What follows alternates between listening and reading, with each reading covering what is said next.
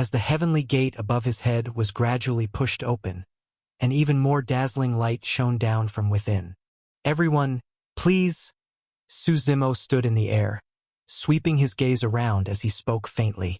The God Emperor took the lead, flying first toward that heavenly gate.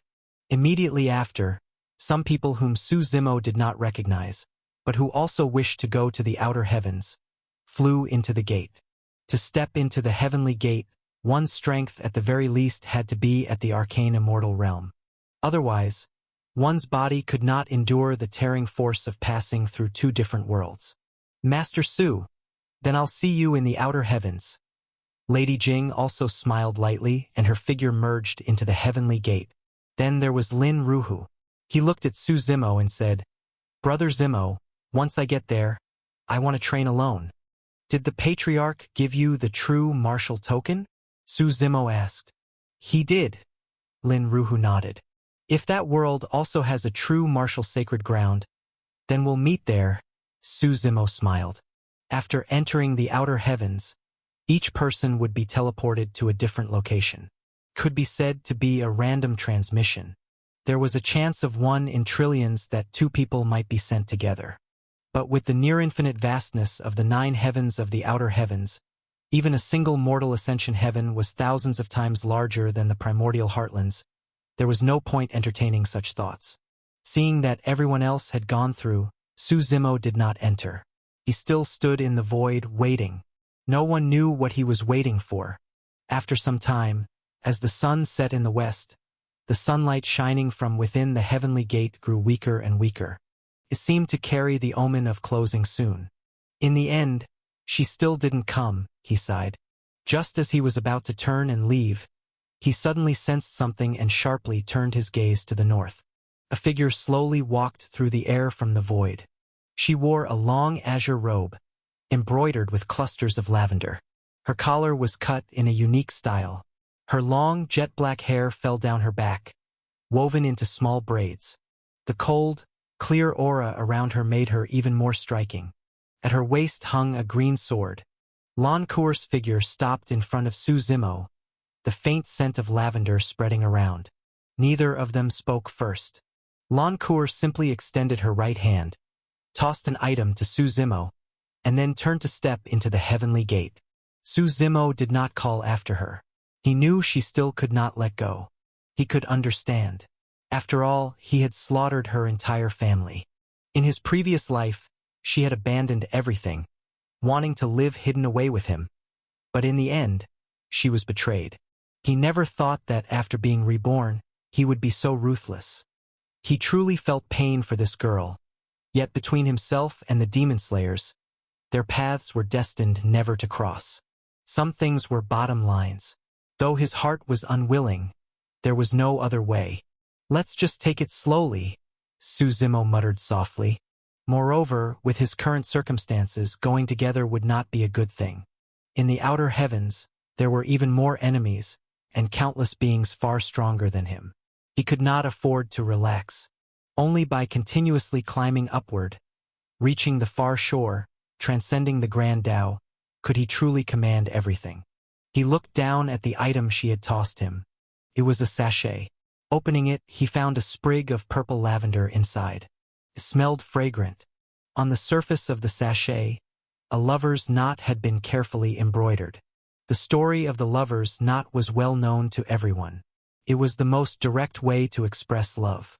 Legend had it that when a man gifted a woman a crystal needle, the woman would take out a thread of eternal union, pass it through the needle, and weave a lover's knot as a gift in return. Within each loop and twist, tender feelings of affection and longing were woven. Suzimo sighed deeply, then hung the sachet at his waist. He glanced one last time in the direction of the true martial sacred ground. He bowed low in a deep salute, then rose into the air, turning into a streak of flowing light that disappeared into the heavenly gate just as it was about to close. On Green Mountain, Wan Renyun had nearly cried herself into a weeping wreck. Su Qingshan held her in his arms, his chest dampened with her tears. "Wife, how about we have another child? You want to die?" His body endured a violent tearing sensation. Su Zimo could clearly feel two different worlds intersecting and colliding. But at this moment, he could do nothing, only let the battle between heaven and man play out. The pain racked his body without pause. As time passed, the sensation of tearing gradually weakened. At a certain instant, the light before his eyes suddenly flared brightly. Su Zimo felt his entire being completely severed from the primordial heartlands. Upon entering contact with this new world, his consciousness sank into slumber. The first of the 9 heavens, the mortal ascension heaven. On Sovereign Mountain Range, there existed a sect named Martial Heaven. This Martial Heaven sacred ground was not very large in scale, just one of the many sects upon Sovereign Mountain Range. They shared the mountain with the 9 Knights' Holy Lands, each taking one half. Millions of years ago, Martial Heaven sacred ground was once very glorious, with billions of disciples. The Martial Heaven Emperor had walked out from this very sovereign mountain range. His brilliance had shone throughout the entire territory of the Star River God dynasty, and even in the other 8 heavens, his name was once known. But ever since the Martial Heaven Emperor left the mortal ascension heaven, Martial Heaven sacred ground had gradually declined. His glory was gone. Now it was merely a lineage of a few million people, surviving only by relying on the fertile lands of the Sovereign Mountain Range, clinging on to life. And they often clashed with their neighboring 9 Knights' Holy Lands. The two sects looked down upon each other, both desiring to drive the other away and seize sole control of Sovereign Mountain Range. At this moment, in the vast back mountains of the Sovereign Mountain Range, here, millions of rare celestial herbs and divine trees were planted, to supply for all disciples of the Martial Heaven sacred ground. Su Zimo awoke from a haze of blurred vision. Struggling to sit up, the first thing he did was sense the changes in his body. His cultivation was gone. To be precise, his body needed to adapt to the heavenly Tao and laws of the outer heavens. For now, he was no different from a mortal. He closed his eyes slightly, sensing carefully, and had already understood. It would take about 3 days to adapt to the laws of this world. That meant after 3 days, he would be able to recover his realm as a Grand Emperor. Present, he had no strength at all. But he was not worried, because he still had the existence of the God world inside him. Paimon and Sevenface, no longer suppressed by the heavenly Tao of the primordial heartlands, should by now have recovered their full strength. The 10 Meridian Gates, that was the legendary Saint's sovereign realm. At the very least, he did not need to worry about his safety. What mattered most now was to clarify his current situation and learn more about this world. His body felt somewhat weak. This feeling was unpleasant. It had been a long time since Su Zimo had felt this fragile. Looking around, he saw lofty mountains, with countless herbs and trees surrounding him. He was sitting in the middle of the herb fields. Just as he was about to stand up and explore, a few voices came from not far away. Did you see this year's inner court competition? Senior brother Joie was so handsome, once again taking first place without question. Joie Buffon is all right. I think senior brother Modou is the strongest. But he's always too proud to bother with those competitions. Senior brother Modou's body is all muscles. Clearly just a man with developed limbs and little else. I bet he's afraid of losing to senior brother Joie Buffon. That's why he doesn't dare to participate. You're talking nonsense. He's not participating because he disdains it. Senior brother Joie Buffon is just a hypocrite. I've often seen him entangled with many of the female disciples in the sect. The two women quarreled non-stop. In the end, they both turned their gaze to a third woman. Lan'er, what do you think? Who's stronger between them? Shangguan Lan wore a flowing white dress. Her figure was graceful, her face carefully painted with delicate makeup. She chuckled lightly and said, "Just the other day, the Star River God Dynasty released the new heroes ranking. Were either of those two senior brothers among the top 100? At her words, the two other women laughed softly. They replied, "Lan'er, you must be joking. The Star River God Dynasty's heroes ranking isn't just about one empire. It records the most outstanding young heroes across the entire 4 domains. Even our Martial Heaven Sacred Grounds prime descendant only barely ranked at 98th place, and he could be kicked off the list anytime. How could Senior Brother Joa even dream of making it onto the ranking? Exactly, the other girl echoed. But I believe that one day, Senior Brother Mo will climb onto that list. Honestly, can't you two raise your sights just a little? Shangguan shook her head helplessly. Don't just stare at our martial heaven's sacred ground. Look beyond at the wider world. The Star River God Dynasty. The 4 domains. Aren't all of them far stronger than this little place of ours? I don't care. No matter how strong they are, they're far out of reach for us, the girl on the left said. Senior Brother Joa, on the other hand, is someone we can actually see and touch. That makes me feel secure. Enough chatter. Let's hurry and collect some herbs for alchemy. Senior Brother Joa just finished a duel, and he got a little injured. I still need to bring him a healing pill. Ha! Little girl, you're just in heat. The 3 women joked and laughed as they made their way into the herb garden. The land here was low-lying and open, without any cover. So when they arrived, the very first thing they saw was Su Zimo standing in the middle of the medicine plots. Which disciple are you? The girl on the left quickly asked. What are you doing here on our Spirit Herb Mountains? For some reason, the Spirit Herb Mountains were managed entirely by female disciples. For certain reasons, no men were allowed to set foot here. So upon seeing Su Zimo, their first thought was that some sect disciple had trespassed. This man looks unfamiliar, the girl on the right said. Excuse me, but where's this place? Su Zimo asked. You're not a disciple of martial heaven's sacred ground? The women immediately caught on. I passed through by accident. It seems I've lost some of my memory. Please don't misunderstand. I mean no harm, Su Zimo said with a smile. Lost your memory? The women sized him up carefully, still keeping their distance, wary. It was obvious. Su Zimo was rather good-looking, with an air of elegance. He didn't look like some villain. How did you get here? Shangguan asked. I'm not sure. I woke up and just found myself here, Su Zimo replied. Could you at least tell me where exactly this is? Don't rush. Shangguan waved a hand and told the other 2. Go notify Senior Sister. I'll keep an eye on him. Be careful. The 2 nodded, then ran off into the distance. Su Zimo could only shake his head helplessly and sit down on a nearby rock. You really don't remember anything? Shangguan asked. If you don't believe me, there's nothing I can do, Su Zimo said. Then let me tell you, this is the martial heaven sacred ground, inside the Sovereign Mountain Range. Does that mean anything to you? Shangguan said. Could you explain in broader terms? Su Zimo asked. The Star River God Dynasty? The 4 domains, you must know of those at least, she continued. The 4 domains. That rings a bell, Su Zimo nodded. He had studied the outer heavens before. Mortal Ascension Heaven was split into north and south. The northern half was called the 4 domains, while the south was the Azure Frontier.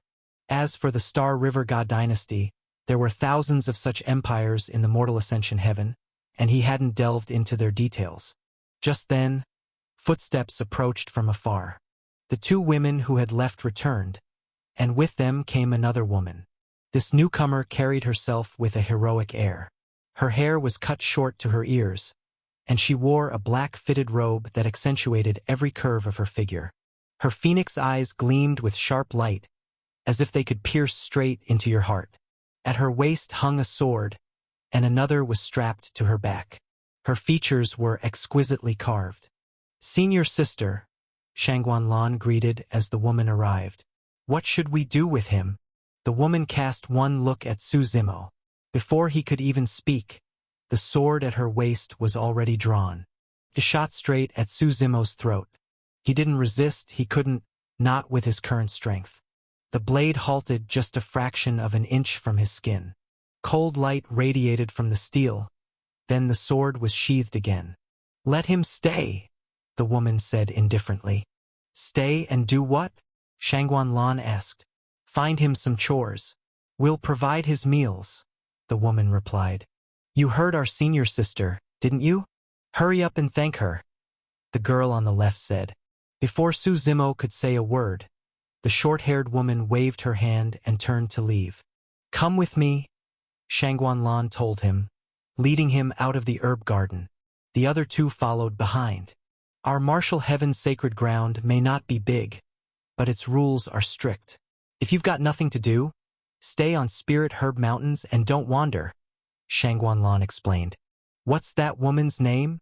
Su Zimo asked. "That's our senior sister. Her name is Xia Wanqing. You should call her senior sister Xia, understood?" The girl beside him replied. "It's strange, though. Normally, senior sister never allows any man on Spirit Herb Mountains. Yet today she made an exception for you." "Maybe it's because I'm handsome," Su Zimo said seriously. "Didn't know you were so shameless," the girl teased, sticking her tongue out. Su Zimo was led up Spirit Herb Mountains. The mountains were covered in countless rare medicinal herbs. Halfway up stood thousands of towers. They brought Su Zimo into one of them. At its center was a massive golden alchemy furnace. "From now on, you'll be in charge of keeping the furnace burning," Shangguan said. "By the way, what's your name?" "I forgot," Su Zimo answered. "You forgot?" Shangguan frowned, thinking for a moment, then said, "Fine then, we'll just call you Big Dummy. To better understand this world, and also to have a place to settle down." Su Zimo began his new life as a pill servant. His daily tasks were simple. He only needed to add charcoal to the alchemy furnace and observe the shape of the forming pills. Spirit Herb Mountains existed solely to refine pills for the entire martial heaven sacred ground, supplying all disciples of the sect. Meanwhile, Su Zimo quietly worked on recovering his strength. Apart from tending the furnace, he also borrowed books from others and spent his spare time reading them. On this peak, besides Shangguan and Xia Wanqing, the other two girls he had met were named Huang Yi and Zhang Chunchun. He had become fairly familiar with them. As for the other female disciples, he had no chance to interact with them. "Big Dummy, it's lunchtime." Huang Yi ran over and called out. Perhaps it was because they seldom met any men on Spirit Herb Mountains, or perhaps it was because Su Zimo was easy on the eyes. Except for Xia Wanqing, who kept her distance, the other three girls treated him warmly. "I'm not hungry," Su Zimo said with a smile, shaking his head. "Go on, eat. The furnace will be fine for a while." Huang Yi laughed. She seemed cheerful, her eyes even sparkling with delight. "What good thing happened to you?" Su Zimo teased. "Senior brother Zhua is coming to Spirit Herb Mountains this afternoon," Huang Yi said, her face filled with girlish joy. Then she blurted out, "Ah, forget it. You wouldn't understand anyway." "What senior brother Zhua? Is he more handsome than me?" Su Zimo asked. "Of course he's more." She stopped halfway, looked him over carefully, then muttered, "Well, maybe just about the same. But he's way stronger than you. He's the #1 figure in the inner court. You couldn't catch up to him even if you tried your hardest." Su Zimo only chuckled without replying, and continued feeding charcoal into the furnace. The firewood crackled with sharp pop, pop sounds. "Oh right, senior sister Xia wants to see you. She told me to tell you to go after you finish eating," Huang Yi added quickly. "Got it," Su Zimo nodded. He tidied up the furnace and then headed out. Xia Wanqing lived in a courtyard far from the furnace. The courtyard was serene, with willow trees planted around it, and creeping vines climbing up and over the walls. It was warm in winter, cool in summer, with a pavilion, rockery, and flowing water. "Senior sister Xia," Su Zimo called at the door several times. The inner room's door swung open on its own. "Come in." Su Zimo walked into the room. Inside was a faint, refreshing fragrance. Xia Wanqing was seated at a dressing table, dressed in a long blue gown, grooming herself. Her jet-black hair was streaked with threads of azure. "Senior sister, what did you want with me?" Su Zimo asked. Xia Wanqing rose to her feet. Her graceful, curvy figure was revealed in full. Looking at him with a touch of laziness, she asked, "Do you know why I kept you here?" "No." Su Zimo shook his head. "To put it bluntly, I want you to marry me," Xia Wanqing said. "Huh!" Su Zimo froze. You lowly perv. You just want my body. What are you imagining? Xiao Wanqing rolled her eyes at him, then explained, I won't hide it. My grandfather is the sacred lord of martial heaven sacred ground. Logically, the position of young sacred lord should pass to me. But because I'm a woman, the elders strongly oppose it. They're afraid that if I marry, the sect will fall into someone else's hands. She continued calmly, so I made a wager with my grandfather. As long as I find a husband of his approval before he steps down, then I can inherit the position of young sacred lord. Do you understand? So I happened to show up just at the right time, Su Zimo said. You chose me, but why me? Because no one in the sect would help me, and that would create endless troubles. I chose you because we're not close. This is just a transaction. Xiao Wanqing's voice was steady. That sounds a bit like a bad drama. Su Zimo thought for a moment, then said, Why should I help you? I can provide you with cultivation resources. And since you've lost your memory, I'll help you uncover your identity, Xiao Wanqing replied. Well, think about it. Sounds tempting, but I refuse, Su Zimo said with a laugh. I'm only staying here temporarily. Eventually, I'll leave. I don't want to get caught up in sect politics. You have no reason to refuse, Xiao Wanqing said flatly. But I just did, Su Zimo replied. If you don't agree, I'll tell my grandfather that you seduced me and abandoned me, toying with my feelings. You sure you want to do that? Su Zimo asked, smiling faintly. What? You don't believe I would? Xiao Wanqing looked at him. Fine, I agree. When's the wedding night? I can hardly wait, Su Zimo chuckled. Xiao Wanqing ignored his banter and said instead, Since you're going to be my husband, even if it's in name only, you'll still need some ability. At the very least, you have to get past my grandfather's scrutiny. That's a problem. I've always been a slacker, Su Zimo replied. You're just a mortal body right now. It's too late to train you in martial arts. Xiao Wanqing continued, If martial strength won't do, then try scholarly skill. Read more. If your literary and poetic talent shines, my grandfather might approve. With that, she didn't bother asking his opinion. She simply said, Starting tomorrow, whatever books you want, ask the others to fetch them for you. Also, move into this courtyard. You'll live here. You've already arranged everything. Nothing left for me to say. Su Zimo waved his hand. Leaving the courtyard, he couldn't help but marvel at how quickly his identity had changed. Master. A voice came from the god world. It was Paimon. What is it? Su Zimo asked. You need to be careful of certain people, Paimon warned. The heavenly court, the 10 god bloodlines first of all, and also certain ancient hidden races. Since you've come here, you may encounter them at any time. With my ascension, I'm sure they'll be eager to hunt me down, Su Zimo smiled. That's not a concern for now. The heavenly court is in the calamity immortal heaven. The 10 god bloodlines are in infinite heaven. Here in the mortal ascension heaven, the threat is minimal, Paimon said. If possible, without alerting them, unsealing the primordial demon cave where we were exiled would be the best step. That way, your strength will grow again. Only when you've amassed enough power to challenge the 9 heavens itself will it be wise to act. No rush. Let me first adapt to this world, Su Zimo replied. That afternoon, he moved into Xiao Wanqing's courtyard. He lived right next door to her. He no longer had to tend the alchemy furnace, and could instead openly spend his time reading books. The sovereign mountain range were under the rule of the Star River God dynasty. Beyond this empire, there were others, as well as countless dynasties and holy lands across the outer heavens, spreading their teachings to the world. This place was but a corner of the 4 domains of the mortal ascension heaven. In the afternoon, Su Zimo grew tired of staying in his room and decided to go out for a walk. But he could only move around on Spirit Herb Mountains. Xiao Wanqing was afraid he might slip up, so she wouldn't let him interact with too many unrelated people. While walking among the great peaks of Spirit Herb Mountains, he spotted Huang Yi and Zhang Chunchun at a distance, bringing along a few young men in green robes.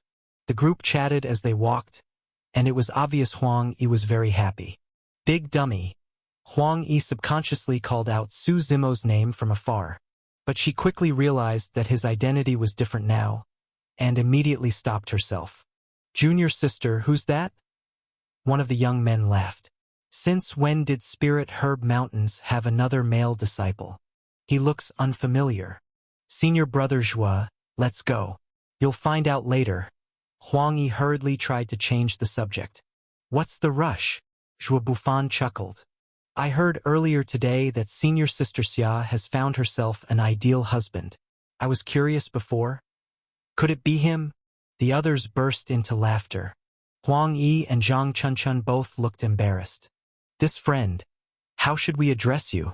The group blocked Su Zimo's path, smiling as they asked. You can call me Big Daddy, Su Zimo said with an innocent smile. Big Daddy? They repeated subconsciously, then quickly realized what he meant. You brat? What do you mean by that? Didn't you just ask my name? Su Zimo replied. So, what do you want from me? You're the husband senior sister Xia chose? Zhua Bufan asked. Well, since we haven't entered the bridal chamber yet, isn't calling me husband a little inappropriate? Su Zimo said shyly. I still prefer being called Big Daddy. Sharp tongue. I hope you can keep talking like that later. Zhua Bufan snorted coldly and left with a flick of his sleeve. Senior sister Huang, your beloved doesn't seem that great, Su Zimo teased, looking at Huang Yi. Her face turned ugly, and she hurried to catch up with Zhua Bufan. The group dispersed, leaving only one young man behind. He looked at Su Zimo and smiled. Let's get acquainted. My name is Wen Liang. What? Do you need something? Su Zimo asked. Wen Liang glanced around and then said with a smile, to be honest, I don't know where you came from, but my advice is to stay away from this mess with senior sister Xia. Just some advice meant well. What? You're afraid I'll get swept away by this mess? Su Zimo smiled. Do you know our sect's prime descendant, Li Xiaoyuan? Wen Liang asked. No. Su Zimo shook his head. You don't even know that? Where did you come from? Wen Liang said. He's ranked 98th on the heroes ranking, the most gifted disciple of martial heaven sacred ground in the past 100 years. At such a young age, he's already reached the peak of the Desolate Meridian Realm. And you've never heard of him? Is the Desolate Meridian Realm strong? Su Zimo scratched his head, looking puzzled. Enough, I'll just be blunt. Prime descendant Li likes senior sister Xia, and he's been pursuing her. Now you understand, Wen Liang said. So is it that he likes her, or that he likes the fact her grandfather is the sacred lord? Su Zimo chuckled. Anyway, you and I both know the truth. Leave while you still can, while you still have the chance, Wen Liang warned. Su Zimo only smiled and said nothing. After wandering around Spirit Herb Mountains, Su Zimo returned, and before long, Xia Wanqing came to find him. She handed him a storage ring and said, This is your cultivation resource for this month. If it's not enough, tell me. Su Zimo accepted the ring and nodded slightly. I heard you met Zhua Bufan today? Xia Wanqing asked after a short pause. Su Zimo nodded again. Don't pay attention to him. He's just Li Xiaoyuan's lackey, Xia Wanqing said. Since you're my husband, I'll guarantee your safety. Also, tomorrow my grandfather wants to meet you. Be prepared. But remember, you have me. Su Zimo didn't answer, just listened with a faint smile. After she left, he began to cultivate. The spirit force in his body grew fuller, and he was getting closer to regaining his realm. The night passed without incident. At dawn, when the sky began to lighten, Su Zimo woke early. As soon as he stepped out of his courtyard, he saw Xia Wanqing coming out at the same time. Breakfast had just been prepared and was set in the pavilion. Yesterday, I remembered my name, Su Zimo said with a smile. Call me Su Zimo. Su Zimo, Xia Wanqing repeated softly. I'll remember it. In a while I may need to go out. There's a mystic realm in the Star River God Dynasty, and several sects nearby will probably take part. You don't need to worry about me, Su Zimo smiled. After breakfast, with Xia Wanqing leading the way, The two headed toward the Martial Heaven Sacred Grounds main hall. This was his first time leaving Spirit Herb Mountains. The scenery of Martial Heaven Sacred Ground was truly magnificent. Deep in the mountains, it felt like a natural paradise. Towering mountains and dense green forests stretched endlessly. Millions of strange peaks stood upright, pointing toward the heavens. On a solitary mountain peak, a vast, imposing palace rose high. The palace covered nearly 100,000 square meters, its entire structure plated in gold. At the front, a massive gate, over 100 meters tall, loomed with authority. Crowds moved back and forth all around. When Su Zimo and Xia Wanqing arrived, they naturally drew many curious glances. Most people pointed and whispered. Occasionally, some greeted senior sister Xia politely. Su Zimo could tell that Xia Wanqing seemed nervous, but she still stood firmly in front of him. Inside the great palace, the atmosphere turned solemn at once. Red carpets stretched across the floor, and an elder sat at the highest throne of the palace. On either side stood countless others. By rights, Martial Heaven Sacred Ground was only a small sect. But judging by the scale and grandeur of this palace, it didn't match their supposed level at all. Greetings, Sacred Lord, elders. Xia Wanqing bowed respectfully. Seeing Su Zimo remain unmoved, she quickly tugged at his robe. Helpless, Su Zimo followed her lead and bowed as well. The two then stood to the left side, like the others. The elder sitting at the top radiated heavy authority. His beard was long, nearly all white. His cloudy eyes swept across the hall. They finally lingered on Su Zimo for a long while before moving on. Slowly, he spoke. Today, I've gathered everyone here because there are a few important matters. First, regarding the mystic realm recently discovered in the Star River God Dynasty. Grand Elder, speak on this. The elder standing at the front of the right side slowly stepped forward. According to the information we've gathered, this mystic realm seems to be related to the Nine Knights' immortal sovereign. The Nine Knights' immortal sovereign? Then won't Nine Knights' holy lands be in an uproar? Someone nearby said with glee. The Nine Knights' holy lands has indeed already taken action, with their Grand Elder leading a team. They set off for the Star River God Dynasty a step earlier than us. The Grand Elder of Martial Heaven Sacred Grounds said, "The Nine Knights' immortal sovereign is their business. There is no need for us to rush." The elder sitting at the top replied, "When the time comes, let a few of the young disciples go and temper themselves. With the Star River God Dynasty involved, whoever goes will only get scraps." Who is the Nine Knights' immortal sovereign? Su Zimo turned to Xia Wanqing and asked. It is said that our Martial Heaven Sacred Ground and the Nine Knights' Holy Lands used to be great sections. Our ancestor, the Martial Heaven Great Emperor, and their ancestor, the Nine Knights' Immortal Sovereign, were both famous figures. Xia Wanqing whispered. So this time, since the mystic realm involves the Nine Knights' Immortal Sovereign, they are so anxious. And now that both of our sects have already declined, everyone is searching for their ancestors, hoping that the ancestors will return and restore the sect to glory. Then where did your ancestor go? Su Zimo asked. Who knows? Rumor has it they went to higher heavens and never came back. Just as the two were whispering, the elder at the top called out, Wanqing. Xia Wanqing quickly stepped forward. Now let's talk about your matter, the elder said. His gaze swept across everyone present. Then he continued, As you all know, it is time for me to step down. The selection of a new young sacred lord is urgent. I have said before, if Wanqing resolves the matter of her husband, then she will be named the young sacred lord. What do you all think?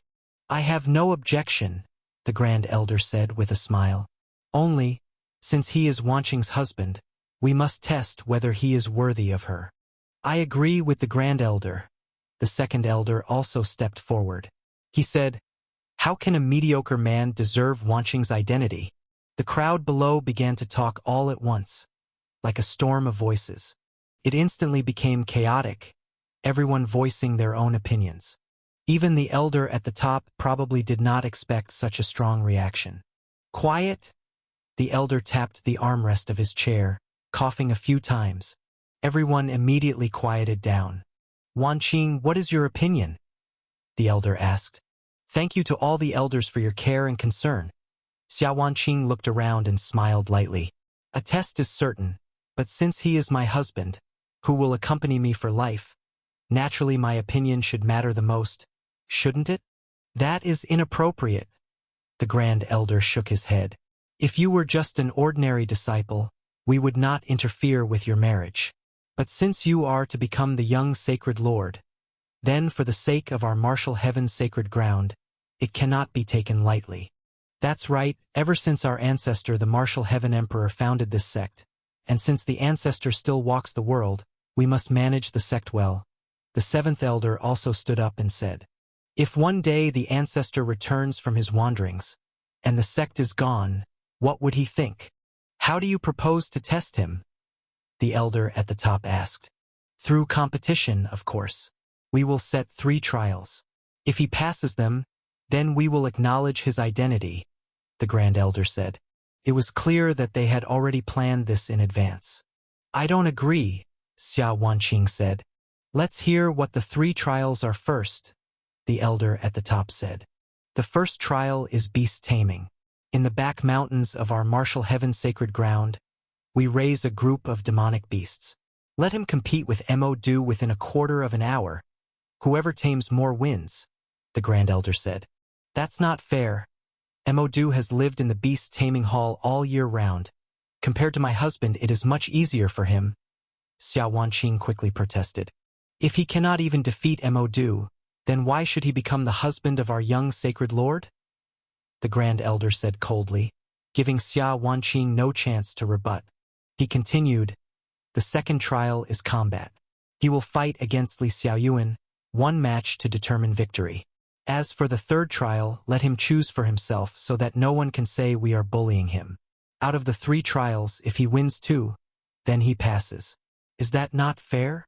Fair. Xiao Wanqing sneered. Li Xiaoyuan was the number 1 among Martial Heaven Sacred Ground's younger generation, ranked within the top 100 of the Star River God Dynasty's hero ranking. Not to mention Su Zimo, not a single one of the younger generation of Martial Heaven Sacred Ground could be his opponent.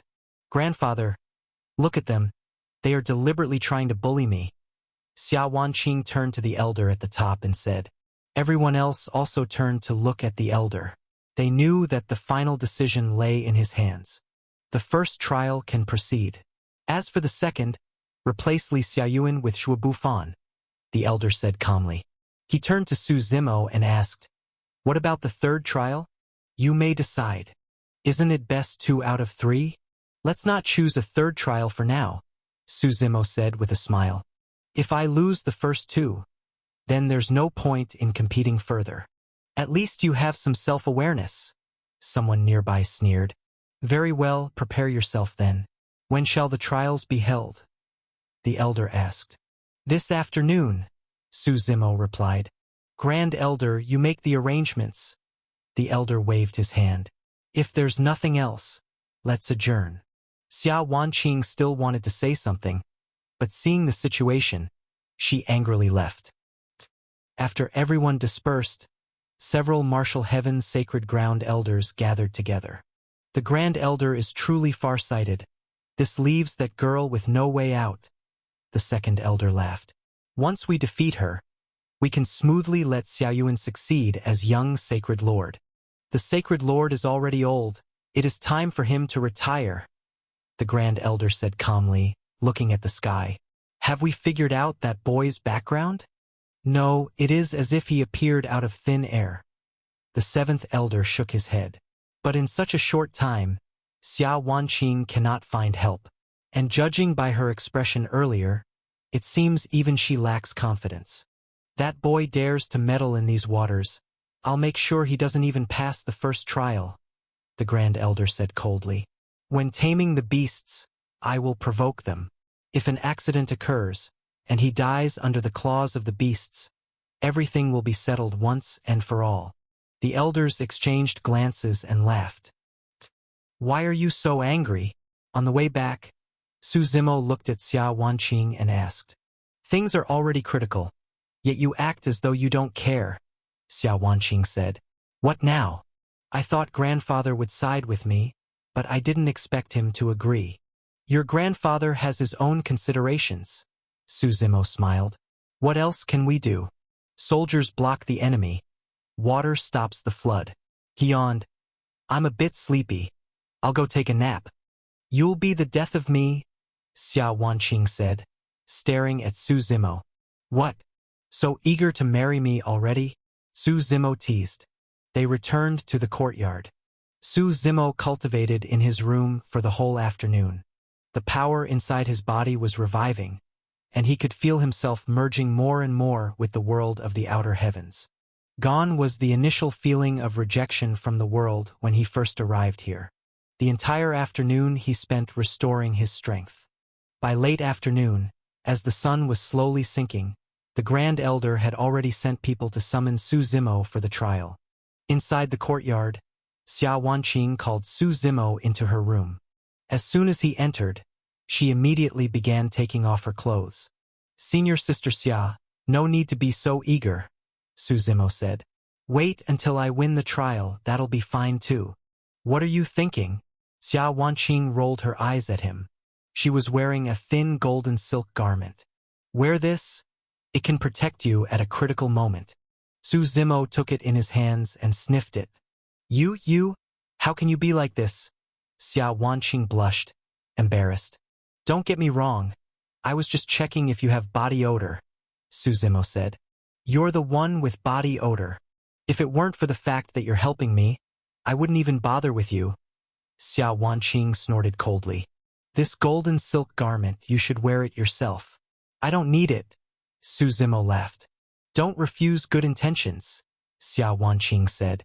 I'm doing this for myself too.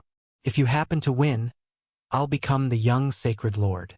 Then Xia Wanqing added, of course, if it really doesn't work out, just admit defeat. Your safety comes first. Su Zimo accepted the golden silk garment with a smile and left the courtyard, Xia Wanqing following right behind him.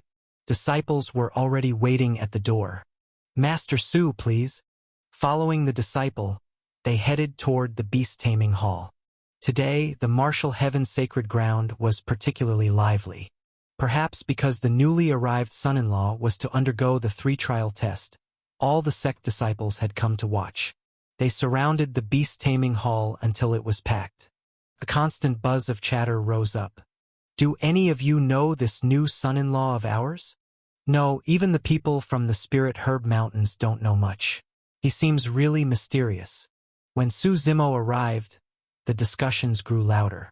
Only when several elders stepped in to quiet them did the noise finally die down. The sacred lord of martial heaven sat at the highest seat.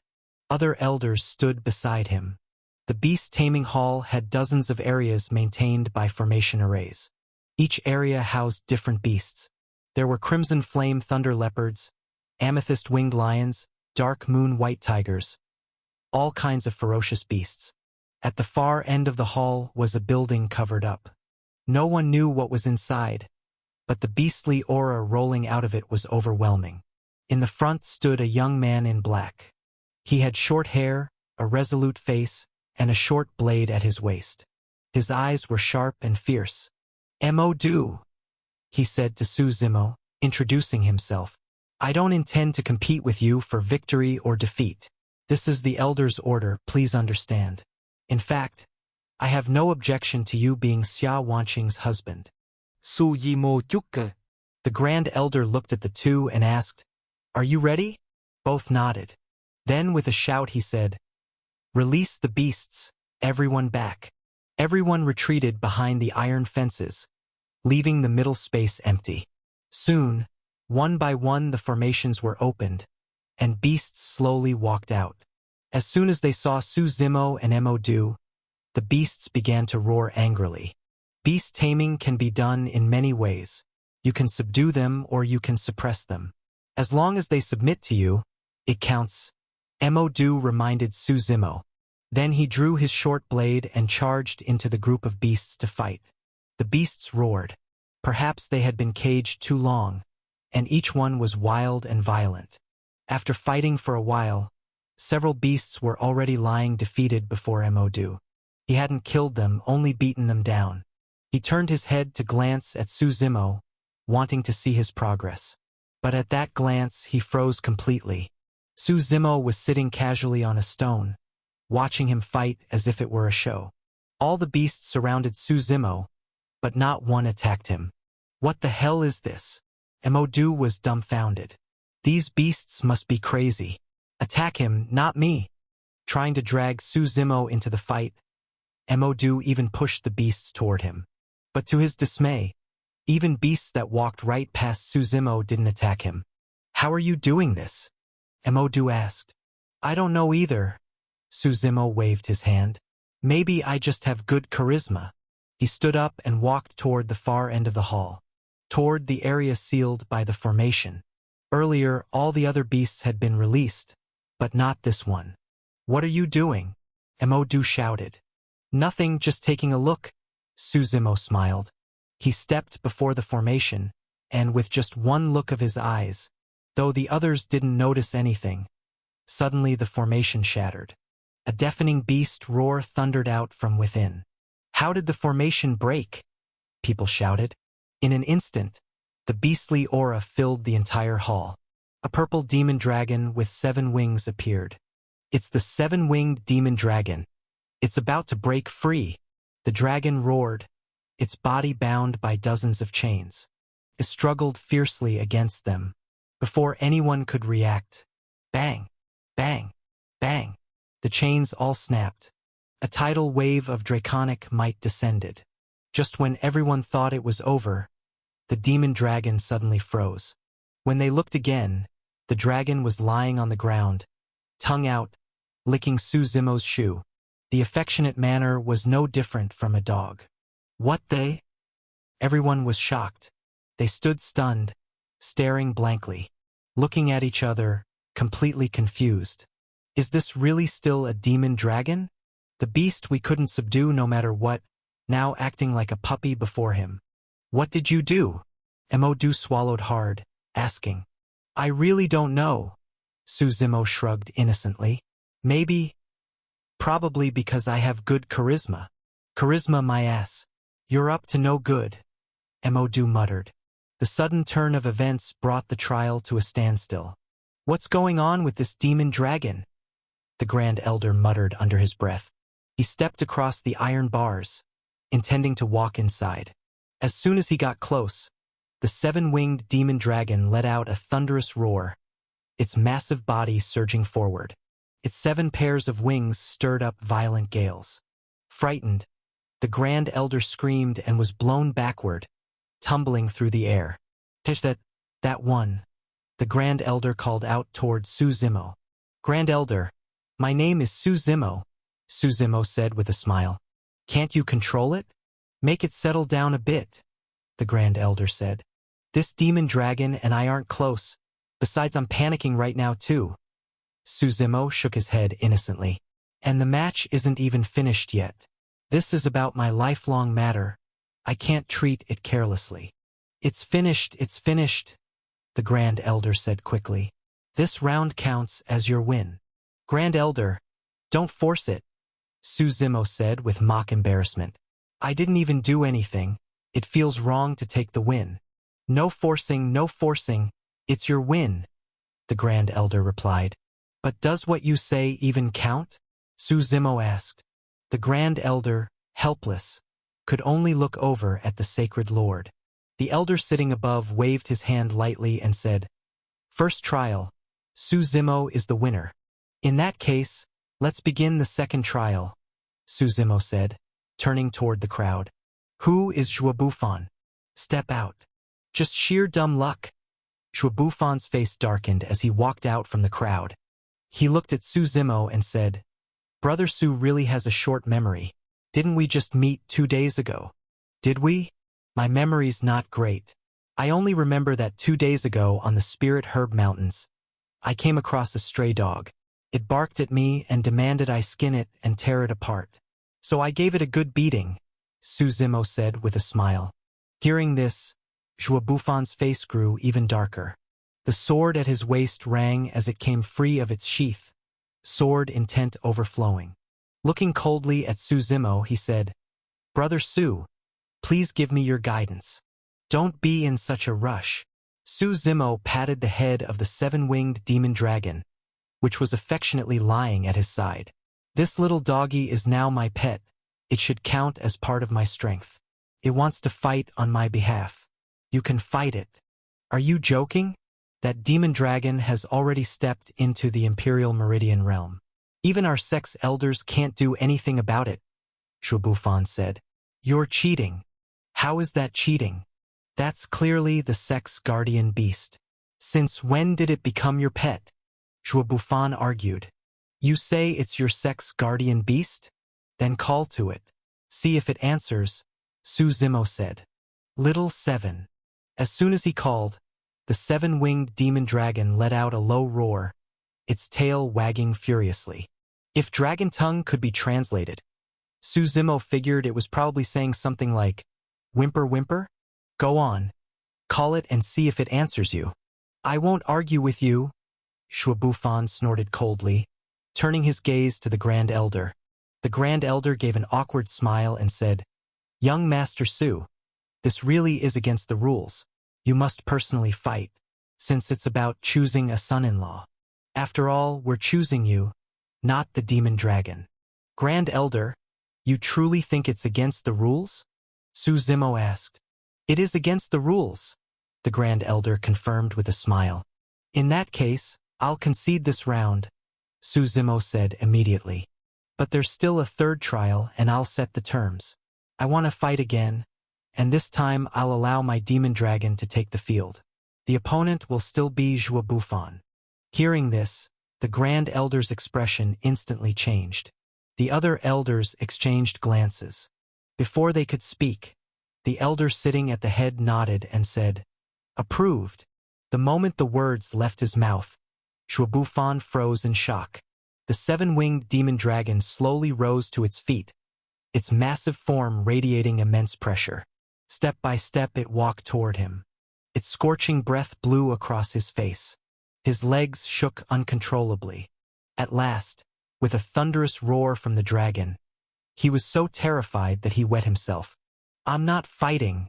This is bullying." Ashamed and humiliated, Shu Bufan threw his sword to the ground and ran off screaming into the distance. "This is too disgraceful. And he's supposed to be the number one inner court disciple." The surrounding crowd murmured in disbelief. "Our martial heaven sacred ground has truly declined. Someone like that represents us? What a disgrace. Even though I dislike this new son-in-law. This new son-in-law is absurdly lucky. The demon dragon must be blind to submit to him. Maybe he has some special quality. I think you're just jealous." The crowd debated heatedly, disciples holding their own opinions. The elders watching remained silent. The elder at the head coughed lightly a few times and said, "Since that's how it is, the third trial counts as Su Zimo's victory. 2 wins and 1 loss, he is the overall winner. Do any of you object?" "Sacred Lord, I believe there's something suspicious about this trial," the second elder spoke up. "Besides, his identity is unclear. Shouldn't we investigate before making a decision?" "Very well, since this concerns the position of young Sacred Lord, it is indeed an important matter," the elder nodded. "In that case, I'll assign this to you. I'll give you 7 days to provide me with a satisfactory answer. If in 7 days you find nothing, then perhaps it's time you move from your position as second elder." Hearing this, the second elder quickly waved his hands. "I was only speaking casually. Actually, I think this new son-in-law is quite suitable. Everything should be left to the Sacred Lord's judgment. Wanqing, come here." The elder waved, calling Xia Wanqing forward. She hurriedly stepped up. The elder said, 3 days from now, I will hold a grand ceremony to formally declare you as young Sacred Lord. Be prepared." "I understand." Xia Wanqing nodded quickly. "In that case, everyone disperse. Wanqing, come with me." The elder rose to his feet and gestured. "Sacred Lord, what about the demon dragon?" the Grand Elder asked quickly. "How should I know?" "Ask the demon dragon." the elder replied. That man cannot control it. We've imprisoned it for years. If it bears no grudge and does not harm the sect, then let it be. After speaking, the elder led Xia Wanqing away, leaving the crowd staring at one another in bewilderment. Back in his own courtyard with Xia Wanqing, the elder coughed again a few times. In those coughs, traces of blood appeared. "Grandfather, are you all right?" Xia Wanqing asked anxiously. "It's nothing, just an old ailment," the elder said with a smile and a shake of his head. Sit and talk with your grandfather." Worried, Xia Wanqing sat opposite him. The elder smiled and said, "Your luck is good. Meeting that man, I am very satisfied." "Grandfather, I'm sorry," Xia Wanqing said with shame. "I lied to you. Actually, he was someone I found to put on an act just for the position of young sacred lord." "Do you think grandfather couldn't tell?" The old man chuckled softly. "But you're at the age for marriage. Can't a fake play turn into something real? I think that man isn't bad." "Grandfather, what are you saying?" Xia Wanqing snorted coldly. "If you keep talking nonsense, I won't bother with you anymore. Grandfather doesn't have much time left. Do you really want to spend the rest of your life alone holding up this great sect, enduring all the schemes and betrayals?" The old man said. "Grandfather, you'll be fine," Xia Wanqing replied quickly. "I'll go to the Star River God Dynasty and beg for medicine for you." "Listen to grandfather first. Do you know why I agreed to let him go through the 3 trials?" the old man asked. Xia Wanqing gently shook her head. "If he had passed all 3 trials perfectly, I would instead be worried that you wouldn't be able to control him in the future. If he couldn't pass even 1 trial, then he'd hardly be someone to rely on," the old man explained. "So the best result would be 2 victories and 1 loss. He's just a mortal, but he has courage and wit. Now that he also has that demon dragon, I believe that when you become sacred lord in the future, some of the elders in the sect won't dare be too arrogant." As he said this, the old man coughed a few more times. He continued, "When you become young sacred lord, you must start cultivating your own power, your own trusted faction. All these old guys must be replaced, otherwise your position as sacred lord won't be secure. Do not show a woman's soft heart. Grandfather came this far by doing the same." "I understand, grandfather," Xia Wanqing said with a heavy heart. "Go on." The old man waved his hand. "Life and death are part of being human. Don't dwell on it too much." "Oh." After the trial ended, several elders hurriedly left, perhaps to discuss countermeasures. But that youth named Emodu instead latched onto Su Zimo. "Brother Su, can you teach me your beast taming method?" Just spreading that domineering aura made the demon dragon submit like a dog. "No special method, just personal charm," Su Zimo replied. "Brother Su, you're not treating me like a true brother," Emodu said. "You think meeting once makes us brothers?" Su Zimo laughed. "If that's the case, Brother Emodu must have brothers spread all across the world." The 2 chatted along the way until they reached Spirit Herb Mountain. Since men were not allowed there, Emodu finally left. When Su Zimo returned to the courtyard, Xia Wanqing seemed to be waiting for him. She wore a long dress of white and red, her long hair carefully combed, her makeup delicately applied. Her bright eyes seemed to shine with color. "Thank you for today," Xia Wanqing said with a smile. "It's nothing, I just got lucky." Su Zimo waved his hand. "That black dragon inexplicably felt close to me. Being handsome really is troublesome." 3 days later, grandfather will hold a grand ceremony to announce me as young sacred lord. He'll also announce our marriage, Xia Wanqing said softly, lowering her head. "You don't actually want to marry me, do you?" Su Zimo asked. "I might have to leave before long." "Where are you going?" Xia Wanqing's expression changed and she quickly asked. "Your background still hasn't been found. Why not just stay here in Martial Heaven's sacred ground?" "I want to travel more in this mortal ascension heaven," Su Zimo said with a smile. "You think Martial Heaven's sacred ground is too small," Xia Wanqing said.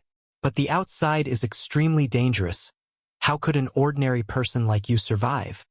Don't I have the 7-winged demon dragon? It'll come with me, Su Zimo said. That's true. Xia Wanqing nodded lightly. Then she suddenly said, I'm not feeling well.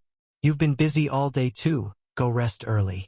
Watching her figure as she went into her room, Su Zimo stroked his chin. This girl, could she really be interested in me? Oh. In the days that followed, Su Zimo and Xia Wanqing returned to how they were before. When they met, they only exchanged a few words before parting. But disciples they encountered had already started calling him son-in-law. Until one morning, Su Zimo walked out of his courtyard and noticed the outside of Martial Heaven Sacred Ground was unusually lively. Several elders had also gathered at the gate. It looked like they were welcoming someone. Su Zimo didn't know many people in the sect, but he spotted Shangguan Lan in the crowd. So he asked, What are you all doing? Shangguan Lan turned and glanced at him. So it's son-in-law. Our sect's prime descendant, Li Xiaoyuan, is returning today. You all make such a grand scene. Even the elders came, just for him? Su Zimo said in surprise. Was Li Xiaoyuan's status in Martial Heaven Sacred Ground that high? Not entirely. Li Xiaoyuan is good friends with the second prince of the Star River God Dynasty. This time he's returning with the second prince, Shangguan Lan explained with a smile. The elders are mainly here to welcome the second prince. Su Zimo nodded in understanding. As for the Star River God Dynasty, though not the strongest in the 4 domains, compared to Martial Heaven Sacred Ground, which only occupied a corner, they were more than enough. Especially the second prince of the Star River God Dynasty, an absolute noble guest, with the qualifications to compete for the throne. Boring. Su Zimo yawned, preparing to leave. Where are you going? Shangguan Lan asked. To my room, I'm not interested in them, Su Zimo said. Don't you want to at least know your rival in love in advance? Shangguan Lan teased. Li Xiaoyuan has been pursuing senior sister Xia for a long time. I doubt he'll give up so easily. Su Zimo just smiled. Before he could reply, a surprised shout came from the front of the crowd. They're here, they're here. Look, that must be the second prince of the Star River God Dynasty. Why are there 3 people? Who's that woman in the middle? The crowd buzzed with discussion, while several elders stood at the very front of the line. Su Zimo glanced casually ahead. At the far end of his vision, 3 warhorses slowly came down from the Sovereign Mountains. On the left and right were 2 brown horses, while in the middle was a snow-white one. The man on the left should be the second prince. He wore a golden robe, his brows naturally carrying a bit of authority. A blue hair crown tied up his long hair, his eyes steady but full of pressure. The man on the right should be Li Xiaoyuan. He wore Martial Heaven Sacred Ground's distinct green robe, with a long spear strapped to his back. At his waist hung a wine gourd. His appearance wasn't bad, and he was chatting and laughing with the woman beside him. As for the woman, her face was covered with a light veil, making it impossible to see her clearly. She wore a long skirt of white gauze that fluttered with the wind. Her presence carried a natural air of lightness. The Grand Elder of Martial Heaven Sacred Ground welcomes the second prince to our sect as a guest. The Grand Elder spoke with a broad smile, his face glowing with pride. After all, Li Xiaoyuan was his grandson, so naturally, his face shone with honor. Grand Elder, there's no need for such formality. I've long heard of the great name of the Martial Heaven Sacred Ground. When Martial Heaven Emperor was still alive, this was once the most prosperous place in the 4 domains of the north. Second Prince Chun Luo said with a light smile. This prince has always been busy with affairs, and now, having received Xiaoyuan's invitation, I thought it right to come and pay a visit. If my presence causes any disturbance, I hope you'll forgive me. From the moment the second prince arrived, he lowered himself greatly. His attitude was more than satisfactory. No wonder he is the second prince of the Star River God Dynasty. Despite such a noble identity, he's so humble. Some disciples nearby whispered, yes, if someone could marry this second prince, it would truly be like ascending to heaven in one step. Stop dreaming, With your looks he'd be disgusted before you even got near. Even Shangguan Lan, standing beside Su Zimo, had her eyes glowing. She praised, "This second prince of the Star River God dynasty really is remarkable. You've got such a handsome man beside you, but you ignore him, and instead you envy something you can't even touch." Su Zimo sighed softly. "You are senior sister's man. How could I?" Shangguan Lan gave Su Zimo a glare. "No worries. I'm a rather open-hearted person," Su Zimo replied. "He's the second prince of the Star River God dynasty, with a chance to become the ruler of the whole empire one day. And you? What are you?" Shangguan Lan retorted. "In this martial heaven's sacred ground, you can only rely on senior sister's face to get by. How much do you really know about the 4 domains?" Su Zimo asked. "Or rather, about the entire mortal ascension heaven." "What are you planning?" Shangguan Lan asked back. "Have you ever heard of a force called the True Martial Sacred Ground?" Su Zimo asked again. "Is that your home?" Shangguan Lan asked, eyeing him. "Did you remember something?" "I do have some impression," Su Zimo replied. "Never heard of it. The name sounds decent, but it must be some backwater force," Shangguan Lan replied. In the mortal ascension heaven, she knew of all the forces with prestige and renown. Though she hadn't been to them, their names had spread far and wide. The true martial sacred ground was definitely not among them, which meant, at best, it was a small force like their martial heaven sacred ground. Of course, since their martial heaven sacred ground once had glorious ancestors, perhaps a few might still remember. Other than the second Prince Chen Luo and Li Xiaoyuan, the Grand Elder's eyes landed on the veiled woman beside them. With a smile he asked, "May I know how this young lady should be addressed?" The woman only cast him a faint glance, without a word. The Grand Elder stood there awkwardly. "Please don't mind her, Grand Elder. She only came along to take a look. You needn't concern yourself," Chen Luo quickly explained. The Grand Elder gratefully seized the excuse and stepped down gracefully. "Please, all of you come with me. Our martial heaven's sacred ground has already prepared fine courtyards and a feast of spirit delicacies." "You've worked hard," the second prince said with a wave of his hand. Not until the group disappeared from view did the crowd start to disperse. Shangguan Lan sighed. "When will I ever find such a husband? Some people may seem fine on the surface, but you shouldn't be too enchanted," Su Zimo replied. "Even if he deceived me, I'd still be willing," Shangguan Lan said stubbornly. "After all, he's ranked 76th on the heroes ranking. No matter what, he's far better than you. Sometimes you shouldn't be fooled by appearances." Su Zimo shook his head and left. He wanted to first find the true martial sacred ground. If the sect really existed, it could at least serve as a place of belonging. When he returned to his courtyard, Xia Wanqing wasn't around. Where she'd gone, he didn't know, but unexpectedly he ran into someone else. Li Xiaoyuan. The man had come here the very first thing upon returning to the sect. "What do you want?" Su Zimo asked. "Where's Wanqing?" Li Xiaoyuan demanded. "Calling her that so affectionately? Are you really that close?" Su Zimo retorted. "I don't want to argue with you," Li Xiaoyuan said flatly. "I want to speak with her alone." "Then speak with him."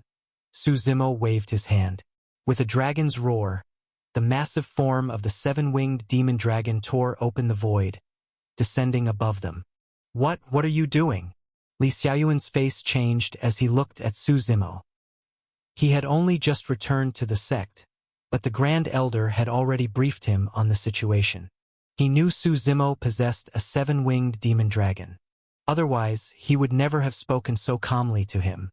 But he hadn't expected the man to summon the dragon without a word. "I mean no harm. I only came to catch up," Li Xiaoyuan replied quickly.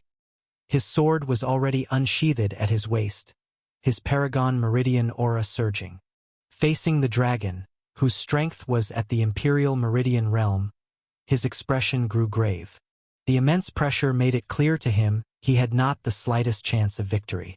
"It misses you too, wants to catch up," Su Zimo said, waving his hand. The massive body of the 7-winged demon dragon lunged. What followed Su Zimo did not bother to watch. Only Li Xiaoyuan's screams echoed from outside the courtyard. The dragon hadn't killed him, but humiliation was unavoidable. Although Su Zimo had no feelings for Xiao Wanqing, nominally they still shared a bond. To come brazenly knocking on his door like this, such provocation was something he could not accept. Now, with nothing pressing to do, Su Zimo found a lounge chair, reclined in the courtyard, utterly at ease. For now, his main task was to find the true martial sacred ground, then later liberate the primordial demon cave. But according to Paimon, the primordial demon cave was guarded by the heavenly court and the 10 god bloodlines. Forcing entry was impossible. If he found no leads in the mortal ascension heaven, he'd have to search in other domains. By afternoon, Xiao Wanqing returned to the courtyard. Her expression was dark and unpleasant. Seeing Su Zimo so leisurely only made her huff angrily. What now? Someone upset you outside, so you've come here to vent. Su Zimo opened his eyes and asked. Our marriage has been delayed, Xiao Wanqing replied. And my appointment as young sacred lord. Someone interfered? Su Zimo chuckled. Let me guess. Li Xiaoyuan? No, he doesn't have the ability. Then it must be the second prince of the Star River God dynasty. You've seen him? Xiao Wanqing asked in surprise. What was the reason? Su Zimo nodded. The second prince said that since our martial heaven sacred ground will receive a share in the 9 Knights Immortal Sovereign's mystic realm, at such a crucial time, we should focus on the mystic realm, not on the young sacred lord ceremony, Xiao Wanqing explained. All that just for a mystic realm? Su Zimo asked. That is no ordinary mystic realm. According to the second prince, it contains the inheritance of the 9 Knights Immortal Sovereign. Xiao Wanqing nodded. The inheritance of the 9 Knights Immortal Sovereign? Wouldn't it stay with the 9 Knights Holy Lands? Why would it be outside? Su Zimo asked in surprise. Why would these forefathers not leave their inheritances to their own descendants? It made little sense. In truth, when our own ancestor, the Martial Heaven Emperor, departed, he also left behind no inheritance, Xiao Wanqing explained. Otherwise, our 2 sects wouldn't have declined so quickly. Back when the Martial Heaven Emperor and the 9 Knights Immortal Sovereign were still alive, this sovereign mountain range was one of the most famous places in the 4 domains. Every year when disciples were recruited, millions of people came to the sovereign mountains. Xiao Wanqing's expression was somewhat heavy. I've always wanted to revive our sect, but a single person's strength is weak and limited. Would you be willing to stand with me? You're putting on this pitiful act just to make me stay, aren't you? Su Zimo saw through her intention at a glance. I've already spoken with grandfather. When the mystic realm opens, you'll go with me, Xiao Wanqing admitted directly, seeing no point in pretending. I also want to take a look at the Star River God dynasty. Su Zimo nodded. By the way, help me look into a sect called the True Martial Sacred Ground. Got it. I'll ask grandfather to investigate. If we find any leads, I'll let you know, Xiao Wanqing agreed.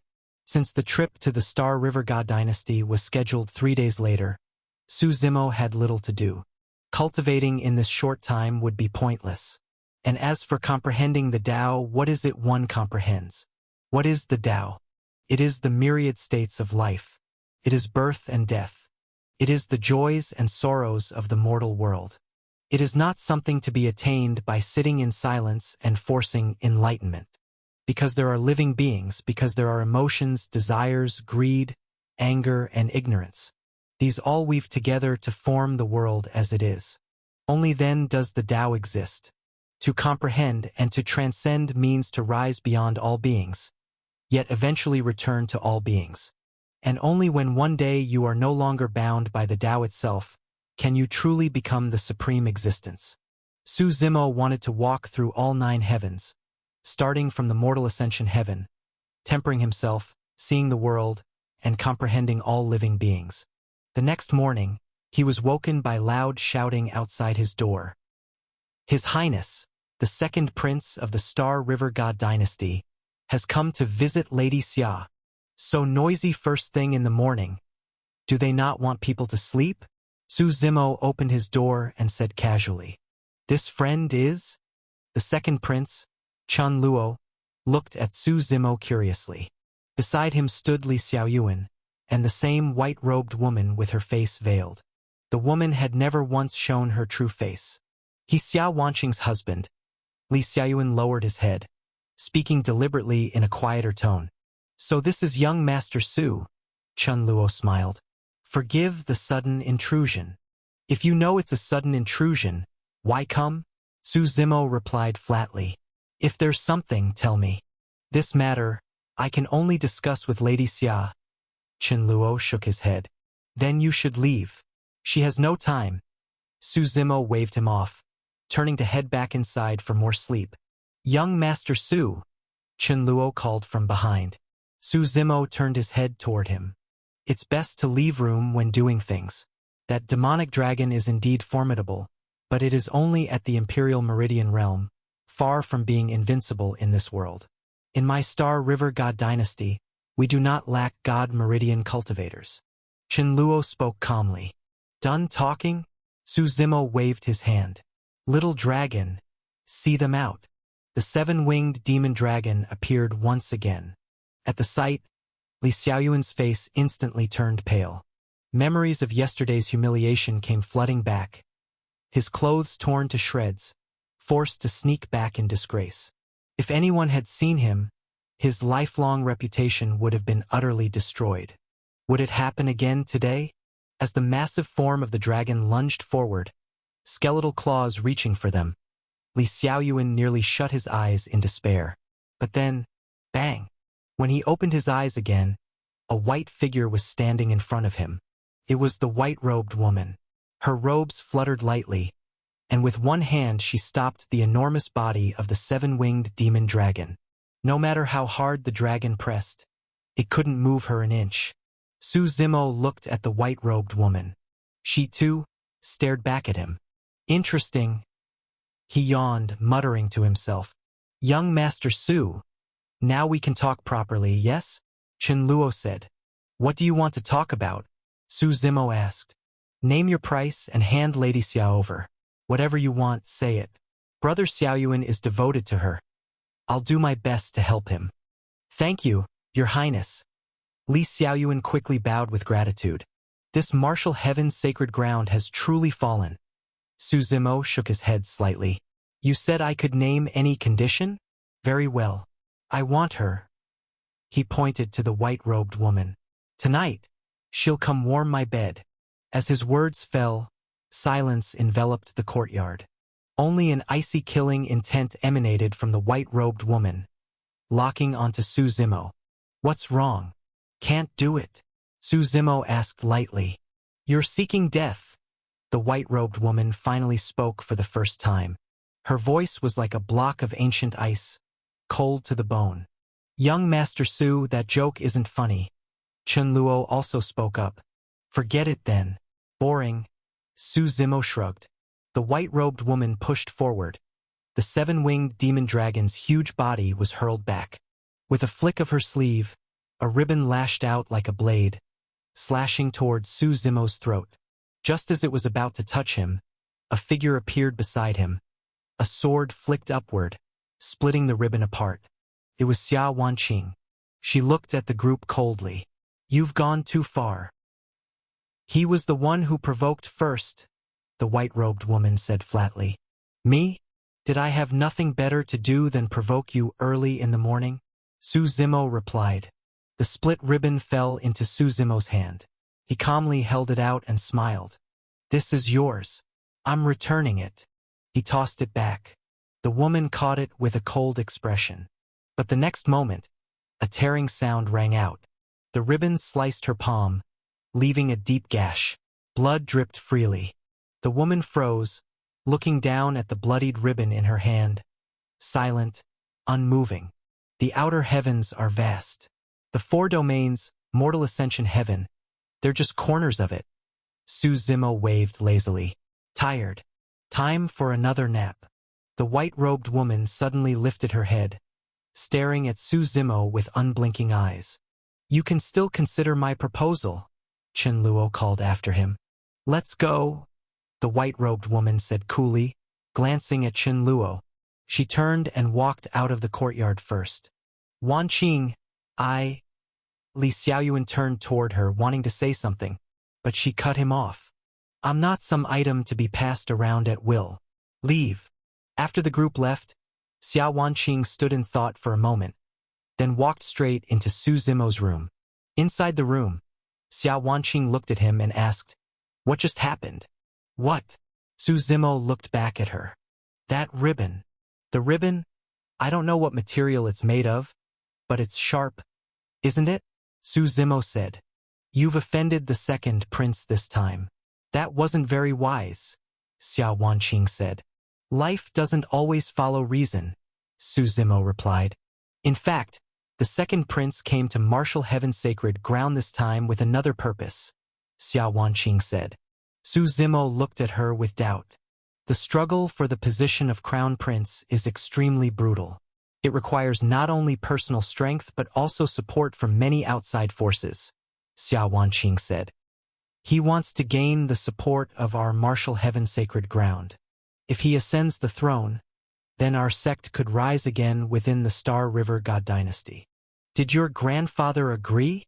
Su Zimo asked. "Grandfather said the fight for the throne is like dragons and tigers clashing. A single misstep brings consequences that can't be borne. Our marshal Heaven's sacred ground is a declining lineage. We can't casually get involved," Xiao Wanqing said. "He's still considering. Not getting involved is the right choice," Su Zimo said. "Otherwise, your whole sect might end up under the Chun clan's name. Look at Li Xiaoyuan.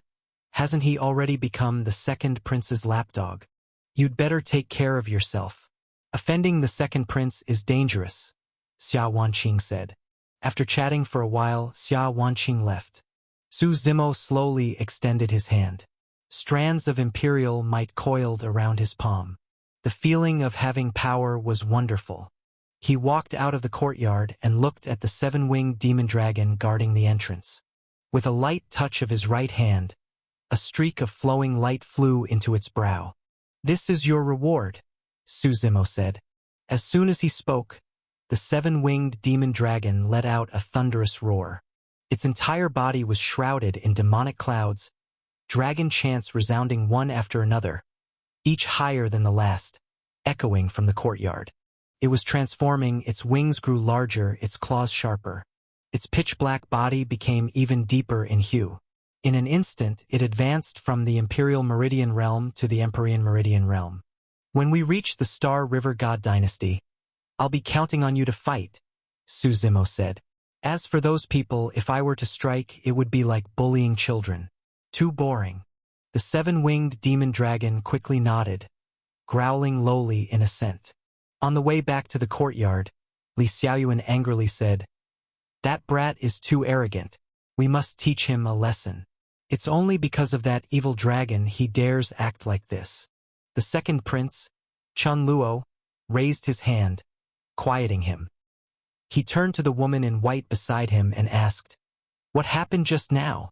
I recall you haven't been injured in a long time." "This world is truly vast," the woman in white replied. "What do you mean?" Chen Luo asked, puzzled. "He was warning me," the woman in white replied. "What right does he have?" Chen Luo was stunned. "I'm only here to protect you, but you'd better not stir up unnecessary trouble. Otherwise, even I won't be able to shield you," the woman in white said.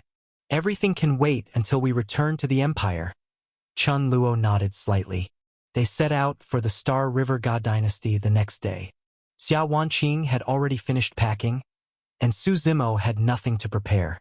This trip to the mystic realm of the Nine Knights Immortal Sovereign included 7 companions.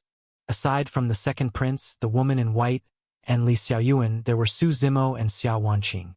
Xiao Wanqing also brought Shangguan Lan along. The group was led by the 6th elder. Originally, the Grand Elder was supposed to lead, but because he had conflicts with Su Zimo's group, the sect master sent the 6th elder, who belonged to another faction. The group rode swift-winged god horses, moving swiftly toward the mystic realm. It's been more than a year since I last went to the imperial capital of the Star River God dynasty, Shangguanlan sighed. Since the sovereign mountain range was quite a distance from the capital, they rarely left except for official matters. This time we're going only for the mystic realm, Xiao Wanqing reminded. Then, senior sister, after the mystic realm is done, could we stay in the capital for a few more days? Shangguanlan asked. If Miss Shangguan wishes, I'll be your host. The capital has much to offer, the second prince, Chen Luo, said with a smile. Meanwhile, Li Xiaoyuan kept his eyes fixed on Xia Wanqing the whole way, frequently offering concern and small talk. Xia Wanqing grew a little annoyed. She glanced at Su Zimo beside her. Ever since they left the sect, Su Zimo had been sprawled out on the seven-winged demon dragon, fast asleep. The demon dragon's body could shrink or expand, and now it had adjusted to a perfect size, its gait steady as a mountain. Lying atop it, Su Zimo was quite comfortable. Xia Wanqing nudged his foot with her own. But Su Zimo ignored her, rolled over, and continued sleeping. In truth, his consciousness was already within the God world. As for those outside, talking with them was pointless nonsense. It was far more useful to converse with Paimon and the others. In the outer heavens there were 9 heavens: the Mortal Ascension Heaven, God-Fiend Abyss Heaven, Grand Desolate Heaven, Calamity Immortal Heaven, Inferno Crucible Heaven, Azure Mystic Heaven, Ghost God Heaven, Mirage Tides Heaven, and Absolute God Heaven. Among these, Mortal Ascension sat at the lowest. The Absolute God Heaven was at the highest. Each heaven had its unique traits except the Mortal Ascension. It was more like a jumbled collection of all things. Paimon told Su Zimo many things about the ancient demon's past. He explained about the exile of the primordial demon cave and the method to summon it back. Those god crystals obtained from the ruins of divinity had greatly benefited Su Zimo. The god crystals constantly nourished his soul, allowing him to continuously perceive the grand Tao, almost touching it.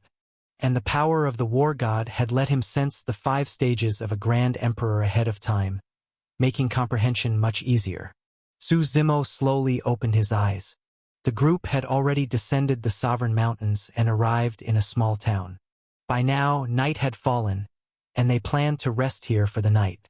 When did a town spring up beneath Sovereign Mountains? Shangguanlan asked in surprise. How come I never knew? Judging from the look of it, it must be newly built, Xia Wanqing also said in surprise. The 3 characters' Windrain Town came into view. The town wasn't large. After searching for a while, they found only one inn. The 6th elder went ahead and asked for 7 rooms. But the inn had no attendants, only the shopkeeper himself. He smiled and said, Apologies, but there are only 3 rooms left. How can that be? There aren't many people in this town. Why are there no rooms? Chen Luo frowned. Precisely because the town is remote. This inn is the only one here, and its scale is small.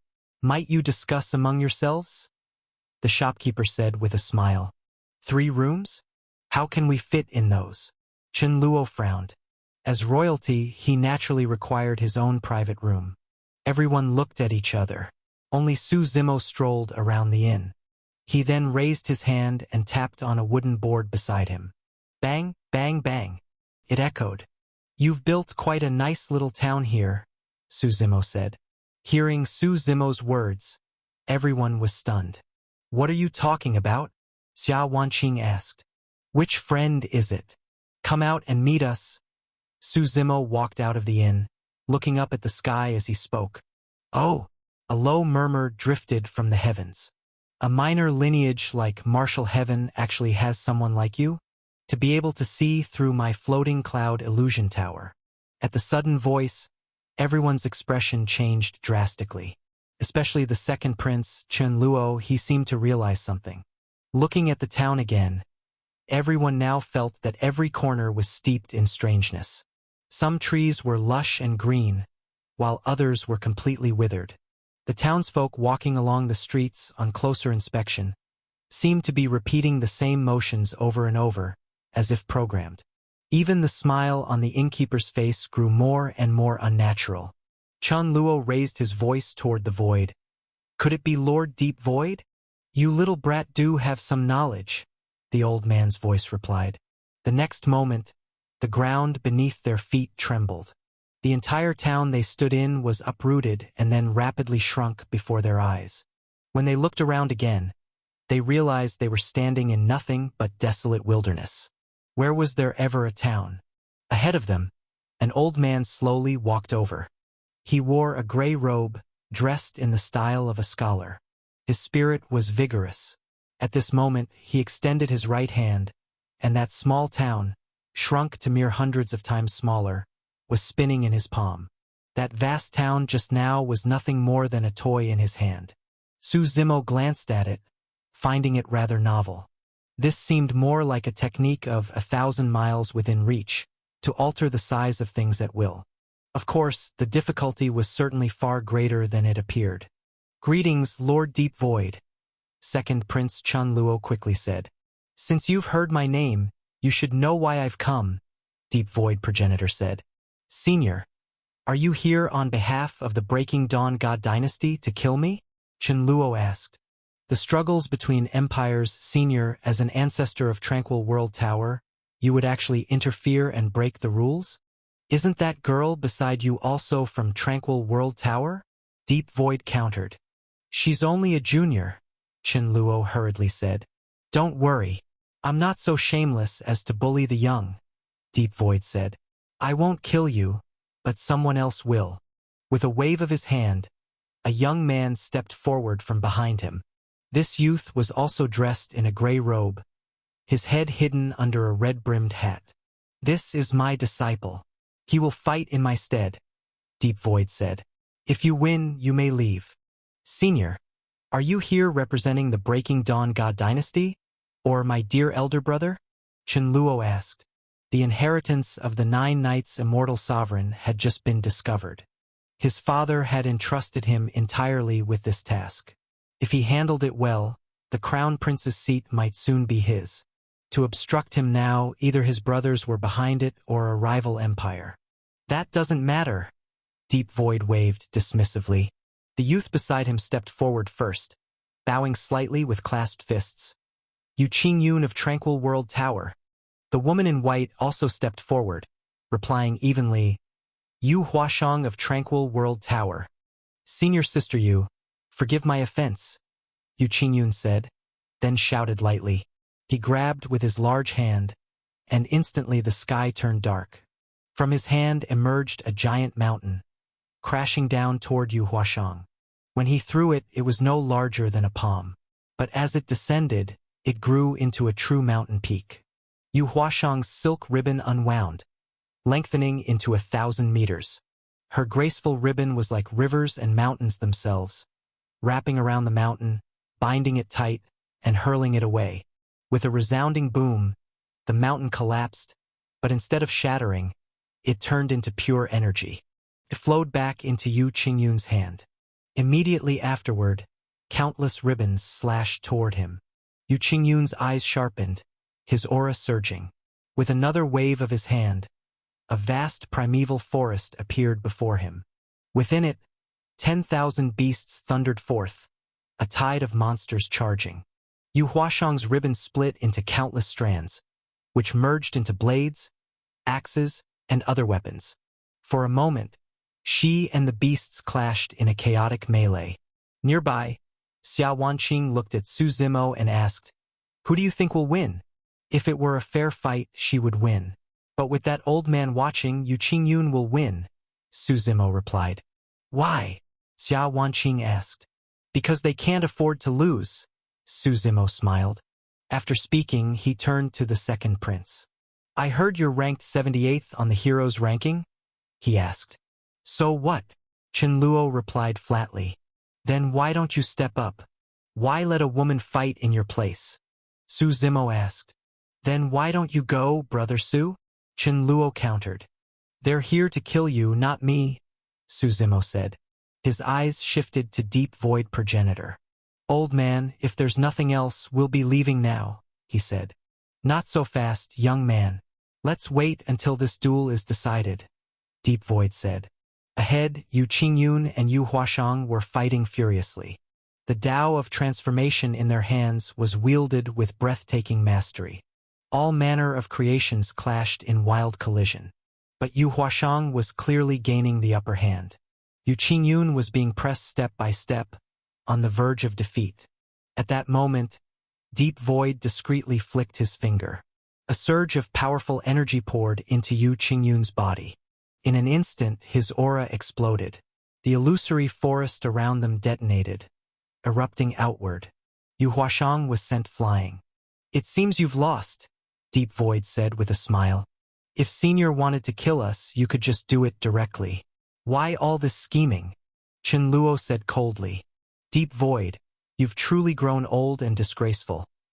Just then, a voice rang from the distant horizon. "To strike at a junior? You've forgotten the rules of Tranquil World Tower?"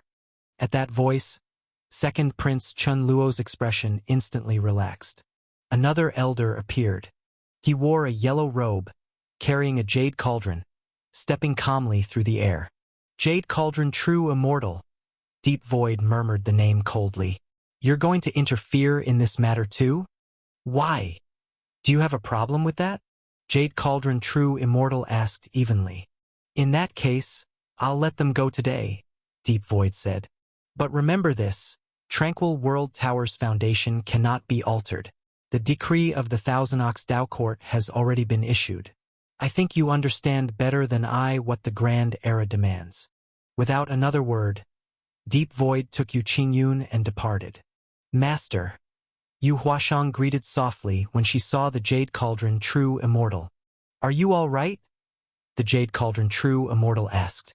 "It's nothing serious." Yu Huashang shook her head slightly. She was injured, but not too badly. "True Immortal, are you hiding something from me?" Second Prince Chen Luo looked at him and asked. "That Thousand Ox Dao Court you just mentioned, what exactly is it?" "I cannot tell you, but if you want to know, ask the king yourself," the Jade Cauldron True Immortal replied. The king here was none other than the current ruler of the Star River God dynasty. He had governed the empire for 3,000 years, a sovereign worthy of the title of a great ruler. "In any case, I must thank True Immortal for saving my life," Chen Luo said, his mood easing a little. He added with some resentment, "Tranquil World Tower is becoming less and less bound by its own rules. When a grand era arrives, rules are meant to be broken," the Jade Cauldron True Immortal answered. "Enough. I came here under the order of the king. From here on, I will escort you all myself." After arriving, the Jade Cauldron True Immortal exchanged only a few words with Chen Luo. As for the people of Martial Heaven's sacred ground, he completely ignored them.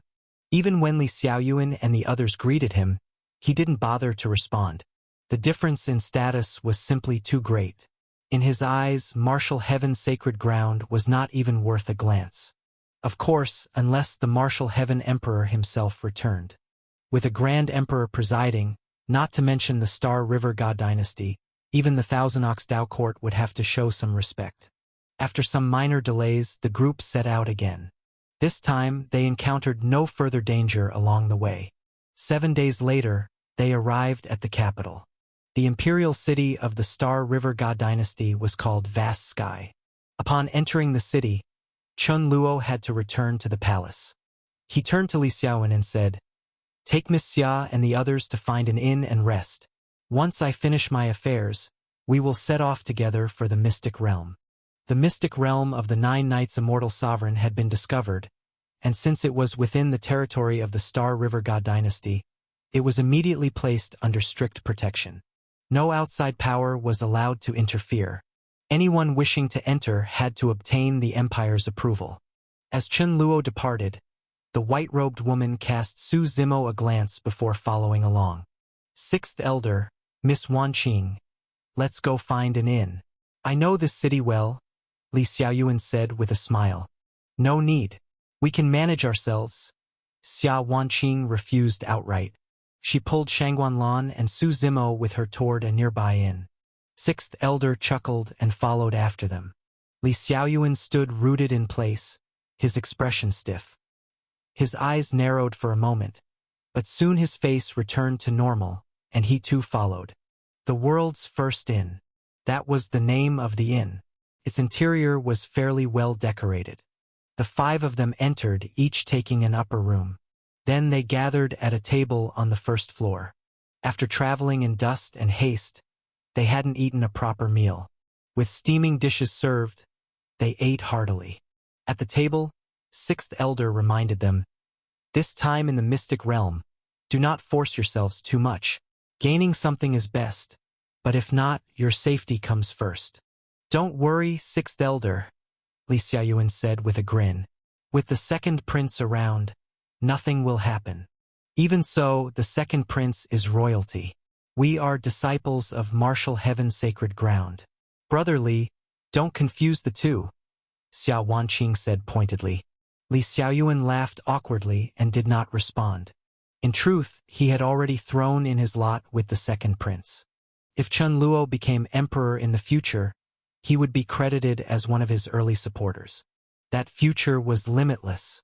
Why would he remain in a small sect like martial heaven? At that moment, a youth in a yellow robe descended from the second floor. "Ladies and gentlemen, my master invites you," the youth said with a smile. "And who is your master?" Xiao Wanqing asked. "You will know when you meet him," the youth replied. Xiao Wanqing exchanged a glance with Su Zimo. "Let's go," Su Zimo said with a smile. "Whatever happens, I'm here." The group stood up, ready to go upstairs, but the yellow-robed youth blocked their way. "My master only wishes to see Miss Xia and young Master Su. The rest of you need not come," he said. "Then let's go," Su Zimo said calmly. The three of them climbed the stairs. The upper floor was well kept, and after passing through several rooms, they arrived before a private chamber. "My lords, please enter. I will stand guard outside," the yellow-robed youth said. Su Zimo and Xia Wanqing pushed the door open and entered. The chamber was not large. By the window stood a young man, hands clasped behind his back, gazing at the streets below. When he saw the two enter, he smiled. "Forgive me for summoning you here unannounced. Allow me to introduce myself, Chen Tianxing." "So it is His Highness the First Prince." Xia Wanqing quickly reacted and offered a respectful greeting. "Just call me Brother Chen. Calling me First Prince makes things sound too distant," Chen Tianxing said with a laugh. "May I ask what matter your highness has with us?" Xia Wanqing asked. "Tomorrow, I will head to the mystic realm. I trust you know of the 9 Knights Immortal Sovereign," Chen Tianxing said. "I am short of capable people at my side. Would the two of you be willing to accompany me? We have already promised the second prince. It would not be proper to break our word," Xiao Wanqing replied. "In that case, I shall speak plainly," Chen Tianxing said. "My father will soon formally establish the position of crown prince. I am eager to recruit worthy people. If you too join my ranks, once I ascend the throne, you may choose any post you desire among the court officials." Hearing this, Xia Wanqing glanced at Su Zimo. The offer was undeniably generous. "Up to you," Su Zimo said with a smile. After thinking a moment, Xia Wanqing shook her head. "Forgive me, Your Highness. Our martial heaven sacred ground has no intention of being involved in imperial struggles. I am not inviting martial heaven's sacred ground. Only the two of you," the first prince smiled.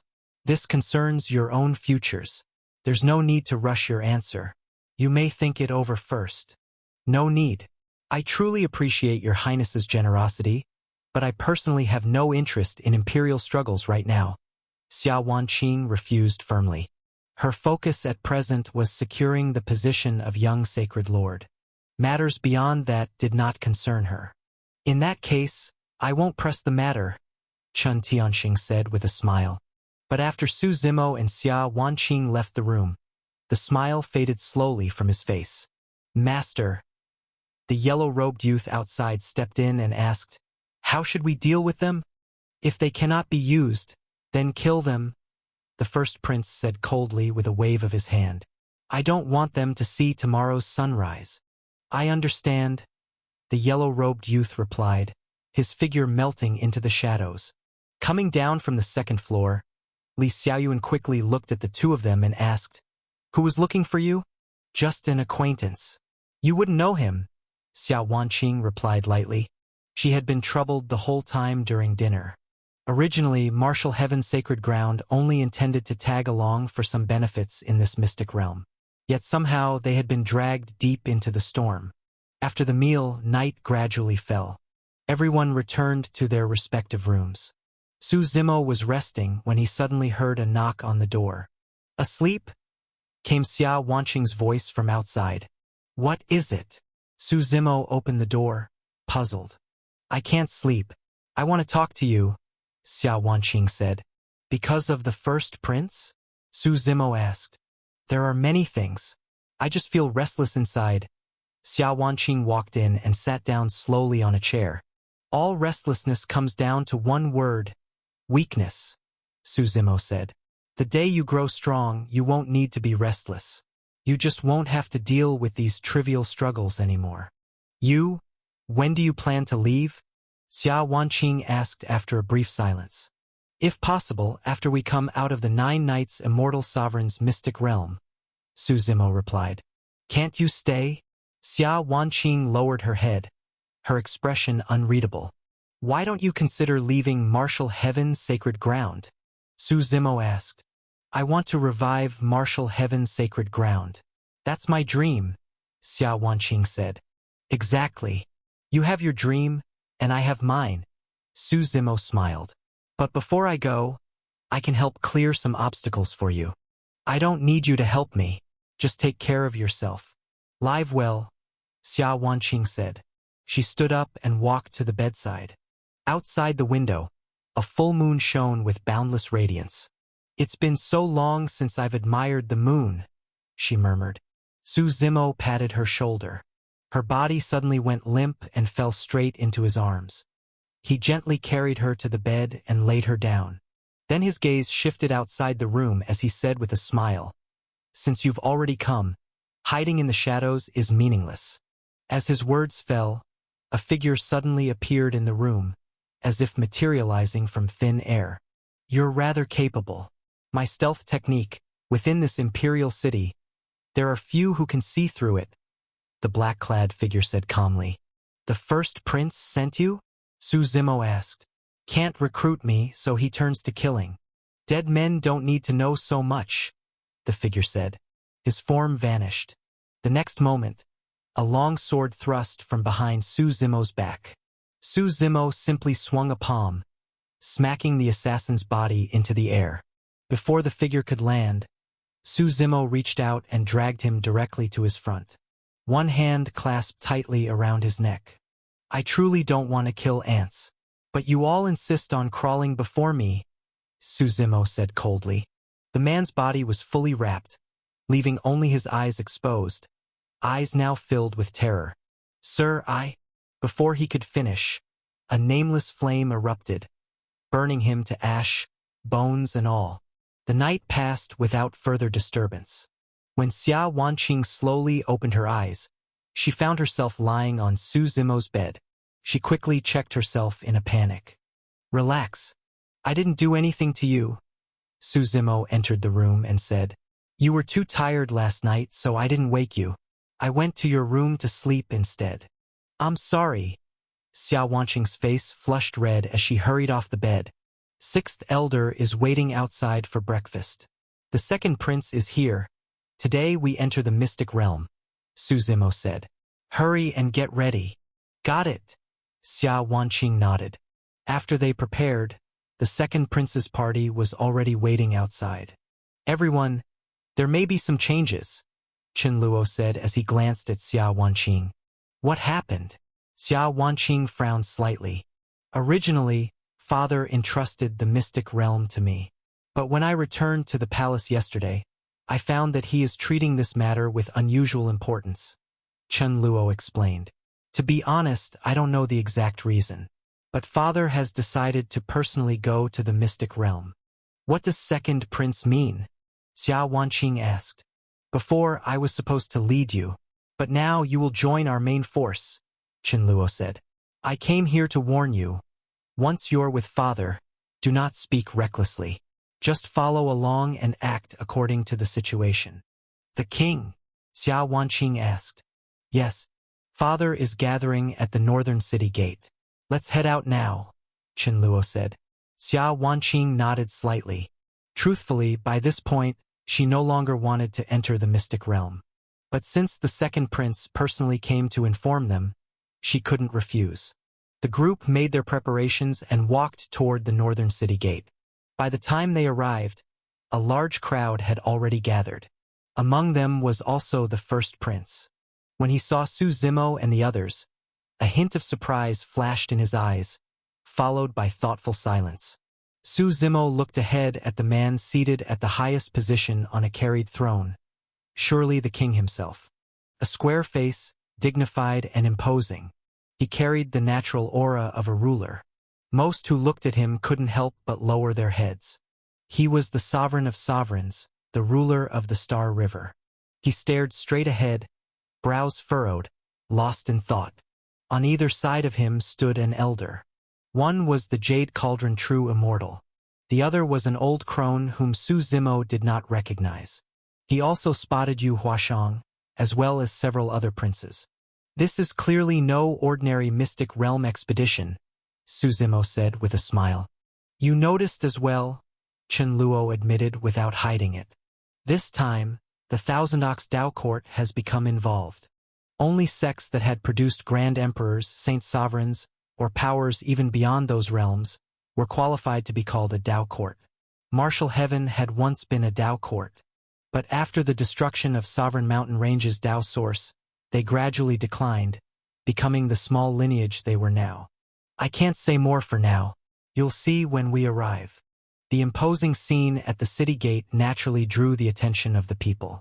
Not long after, a white-robed youth emerged from the city. He carried himself with grace, a long sword on his back. With sword-like brows and bright eyes, he had the bearing of a true swordsman. Isn't that the Heartless Sword, Sikong Ji? Ranked 7th on the heroes' ranking. His appearance instantly caused a commotion at the gate.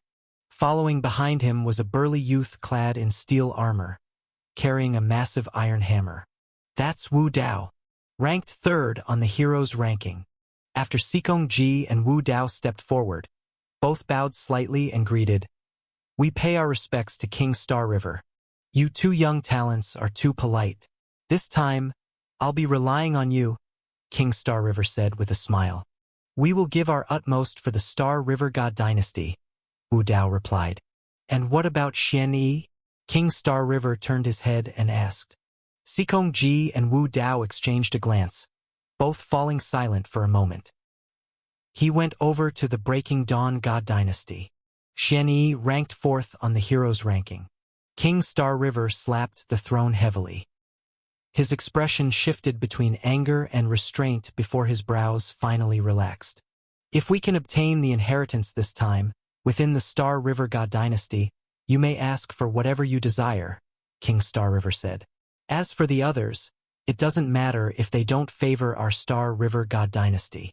"Your Majesty, should we depart?" The old crone beside him rasped. Her entire body was wrapped in a black robe. Her steps made no sound, her form hunched and shriveled. "Let's go." King Star River waved his hand. "And the third participant?" Jade Cauldron True Immortal asked from the side. "Without Xian Yi, who will compete?" King Star River didn't answer. Instead, he turned to the princes. "Which of you will step forward? Whoever wins will become the crown prince." Excitement flashed across their faces. The position of crown prince had been undecided for so long. They had schemed and fought in the shadows, yet there had been no clear judgment. Now King Star River's words were plain. Victory meant the crown prince's seat, but defeat, well, the consequences needed no explanation. The meaning could not have been clearer. "Prepare to move."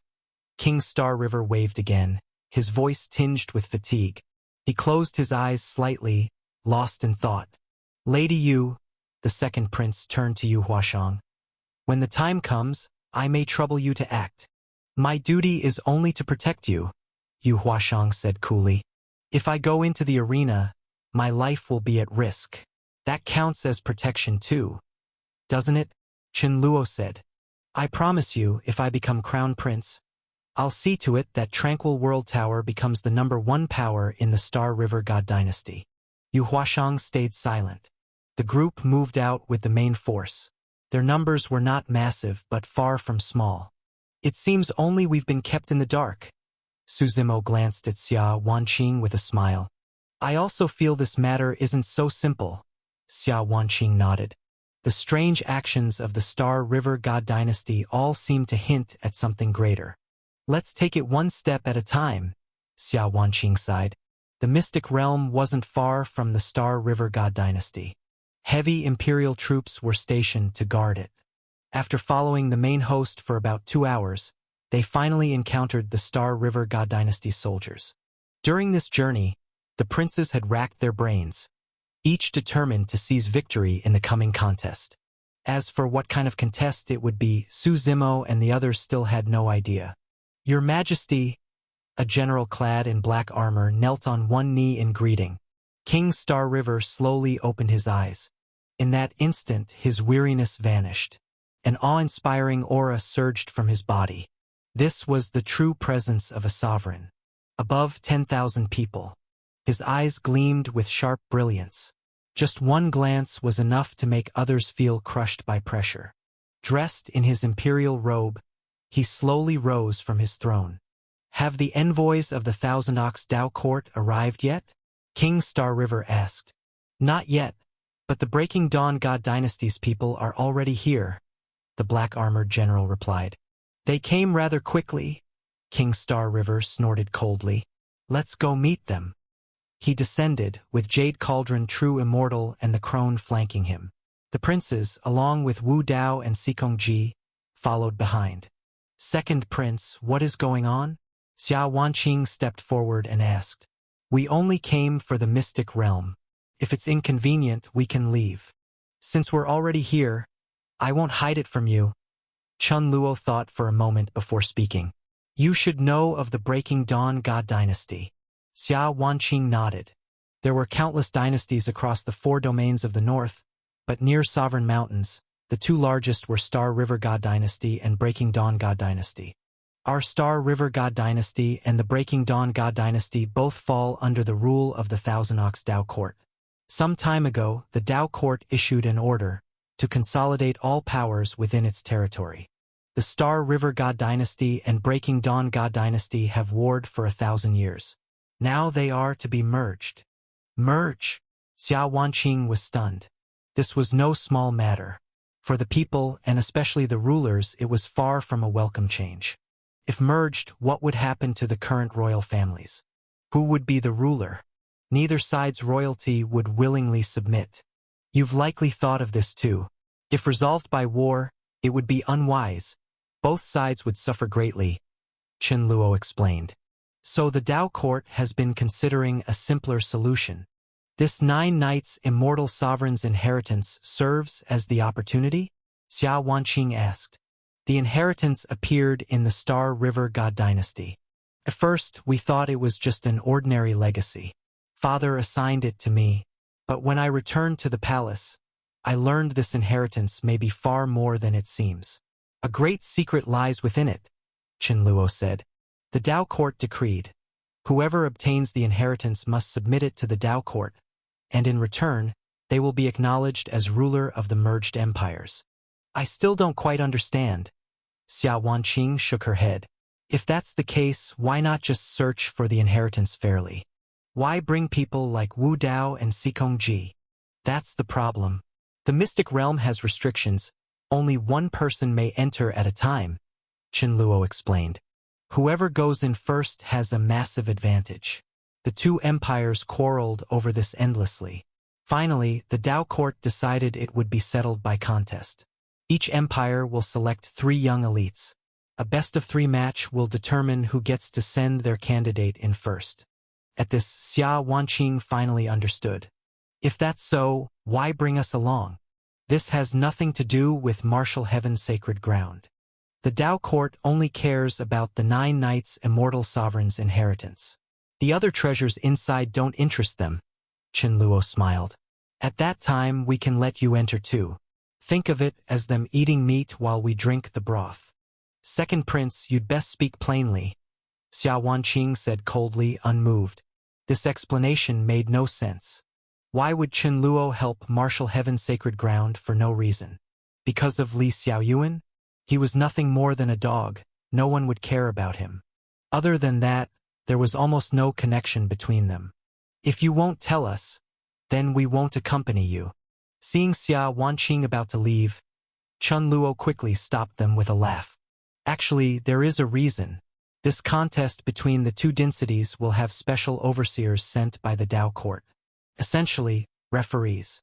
According to the information we've received, the Thousand Ox Dao court has sent disciples of the Shao clan to serve as arbiters. As he said this, the second prince gave a somewhat awkward smile. But what does that have to do with us? Xia Wanqing still looked puzzled. At the side, the sixth elder gave a quiet cough. Looking at Xia Wanqing, he explained, in truth, the Shao clan does have some connection with our martial heaven's sacred ground. I've never heard of that, Xia Wanqing asked curiously. Many years ago, when the martial heaven emperor still lived, our martial heaven Dao court was just as renowned as the Thousand Ox Dao court.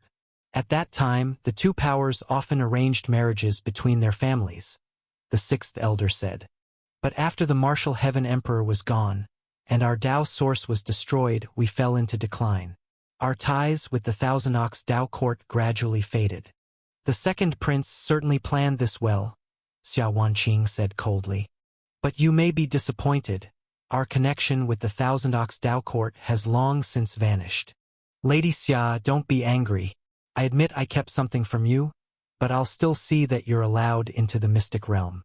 It's simply mutual benefit, Chen Luo said with a smile. Whether there's still a connection or not doesn't matter. Perhaps they'll honor old ties. I can guarantee that no matter the result, I'll ensure you all enter the mystic realm. Since we're already here, we might as well see it through, Su Zimo said. Otherwise, after all this trouble, wouldn't it be for nothing? Brother Su is wise as always, Chen Luo chuckled. Xia Wanqing glanced at Su Zimo but no longer objected. King Star River walked at the front. Ahead of them, a group of people had already been waiting. Leading them was an elder in imperial robes, though the dragons embroidered upon them differed from those of the Star River God dynasty. The elder was aged. He lacked the sharp edge of King Star River, instead bearing the air of twilight nearing its end. His beard was white. His smile revealed gums where teeth had long fallen, and he coughed from time to time.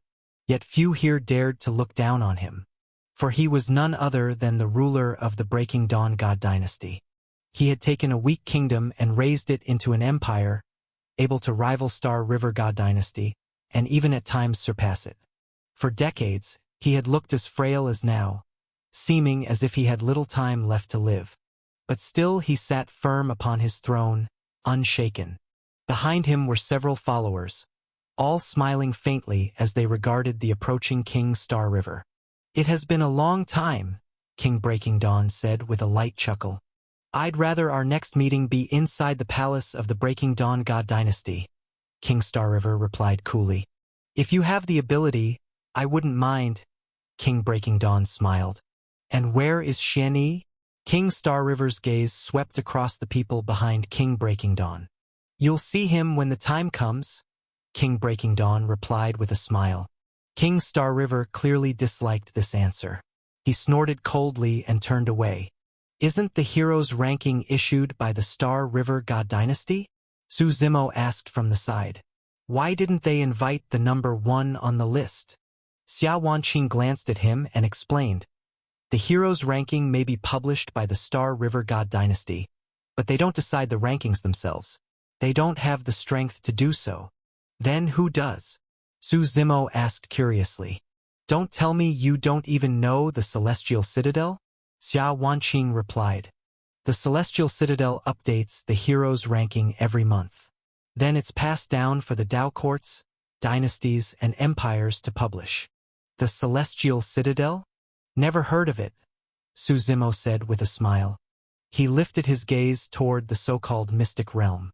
Before them, The earth had collapsed inward, forming an enormous pit. Within that pit, laws twisted and space warped chaotically. It was exceedingly dangerous. And how are you certain this is the relic of the 9 Knights' immortal sovereign? Su Zimo asked. When the mystic realm first appeared, the phantom of the 9 Knights' immortal sovereign ascended into the skies. It illuminated the eternal night for a full day and night, Chen Luo replied. At that moment, thunder rumbled across the heavens. Like a bolt of lightning on a clear day, everyone looked up. Above them hovered a massive warship. It's the warship of the Thousand Ox Dao Court, second Prince Chen Luo said. The great vessel slowly descended. From it, 3 figures stepped down through the air. 2 men and 1 woman, all clad in fluttering blue robes. They looked to be about the same age as Xia Wanqing. On their robes was embroidered the image of a bull demon bowing low to the ground. Where are King Star River and King Breaking Dawn? The youth on the left asked flatly as he landed. His expression was stern, a long sword sheathed at his back, his hair tied neatly with a band. His robe was crisp and spotless. Honored envoys of the Thousand Ox Dao Court. The 2 kings quickly stepped forward to greet them. Had their citizens seen this scene, they would have been utterly shocked. The sovereigns of nations bowing respectfully before a few young people. Of the 3 from the Dao Court, aside from the solemn youth on the left, there was also the one on the right. This one wore the same robe style, but he was slightly plump, with an unreadable smile fixed upon his face. The woman in the center was colder still, like a flower of frost not yet in bloom. Her presence radiated such icy power that few dared to look directly at her. She could only be admired from afar. Even that distance carried her chill. The 3 of us come at the command of our master to oversee these proceedings, the youth on the left said simply. Xiao Buhui of the Thousand Ox Dao Court. Qin Yao of the Thousand Ox Dao Court. Wang Pengzi of the Thousand Ox Dao Court. So, disciples of Lord Luo, King Star River said with a smile. In that case, we'll be troubling you this time. Where are your participants? Qin Yao asked. King Star River gestured, and Xikong Ji and Wu Dao stepped forward. King Star River is clever indeed. Recruiting these 2, King Breaking Dawn said with a laugh. I imagine the King Breaking Dawn's candidates won't be lacking either, King Star River replied coolly. King Breaking Dawn clapped his hands. Not far away, 3 figures stepped into the air. Xianyi, Xia Shitian. King Star River named them one by one. Xianyi was ranked 4th on the heroes ranking, Xia Shitian 5th. Beside them stood a young man in black robes, his form shrouded in a gray cloak that left only his eyes visible. Thus, none could discern his identity. So the hero's ranking represents the highest combat power of the younger generation in the 4 domains? Su Zimo asked Xia Wanqing. Not exactly. The hero's ranking only includes wanderers or disciples of minor sects, Xia Wanqing explained. For powers like the Dao courts and dynasties, there is a separate overlord ranking. Overlord ranking? Su Zimo muttered. What a tacky name. Keep your voice down. These rankings are named by the Celestial Citadel. Do you want to die? Xia Wanqing quickly cautioned. The Overlord ranking is of much higher caliber than the Heroes ranking. Those disciples of the Thousand Ox Dao Court are most likely listed there, she explained. That's why they look down on people like us. Who is that black-robed youth? Su Zimo asked as he looked at the Breaking Dawn God Dynasty's last participant, the young man veiled in black. His face is completely covered. Even if I knew him, I wouldn't recognize him like this, Xia Wanqing replied. Which side do you think will win? In terms of sheer strength right now, it has to be the Breaking Dawn God Dynasty, Su Zimo answered. First, the Star River God Dynasty's side is short one fighter, while that black-robed youth's identity remains unknown. If it comes down to a best of 3, where will Star River God Dynasty find their third? What about those princes? Xia Wanqing asked. They? Nothing more than mongrels and stray chickens. Su Zimo shook his head. He looked over the princes, pitifully weak, perhaps impressive to ordinary cultivators, but in this competition utterly worthless. Then his gaze returned to the black-robed youth. The youth seemed to sense it and smiled at him. Even though his face was covered, Su Zimo could still feel the smile. Xiao Buhui turned to King Star River and King Breaking Dawn. "Where will you hold the contest?" he asked. "Beside this mystic realm," King Star River said. His expression was sour. After all, they were missing one fighter. Leaning toward Jade Cauldron True Immortal, he muttered, "Tell my sons to quickly choose one among themselves. If they lose this contest, they can forget about ever becoming crown prince." Jade Cauldron True Immortal nodded slightly and withdrew. King Star River smoothed his expression. Stretching out his hand, he flung a streak of black light into the air. At the same time, King Breaking Dawn also raised his hand, sending out a streak of white light. In an instant, black and white brilliance intertwined in the sky. The heavens roared with thunder. The two lights flared, covering the void. As the radiance merged, a battle platform slowly descended from the void. No one knew what material it was made of, half black, half white. The two halves divided cleanly, and an ancient aura encircled it. The crowd around faintly heard the clash of armies, war horses screaming, and chaos raging. It was as if tens of thousands were locked in battle right before them. But in the blink of an eye, the vision faded, leaving only the battle platform. "This is," Su Zimo chuckled, "one formidable stage. Long ago, a desolate battlefield appeared nearby. The Breaking Dawn God Dynasty and the Star River God Dynasty both entered to explore. In the struggle, they discovered this battle platform. In the conflict over it, the platform split into two halves. One came to King Star River, the other to King Breaking Dawn." "Desolate battlefield," Su Zimo murmured. "Desolate battlefields are places left behind after great wars, some large-scale, some small. But the true nature of those battles is almost never known," Xia Wanqing explained. "Don't underestimate these stages. Not only are they indestructible, but training upon them can condense one's battle will." The platform was 1,000 meters long, spreading wide. The crowd floated into the air to view it clearly. "Then let's begin. Who will fight the first round?" Xiao Buhui asked. "Draw lots," King Star River said. "If they didn't, letting someone go first would be unfair. Whoever went second would have time to adjust and prepare." "No need.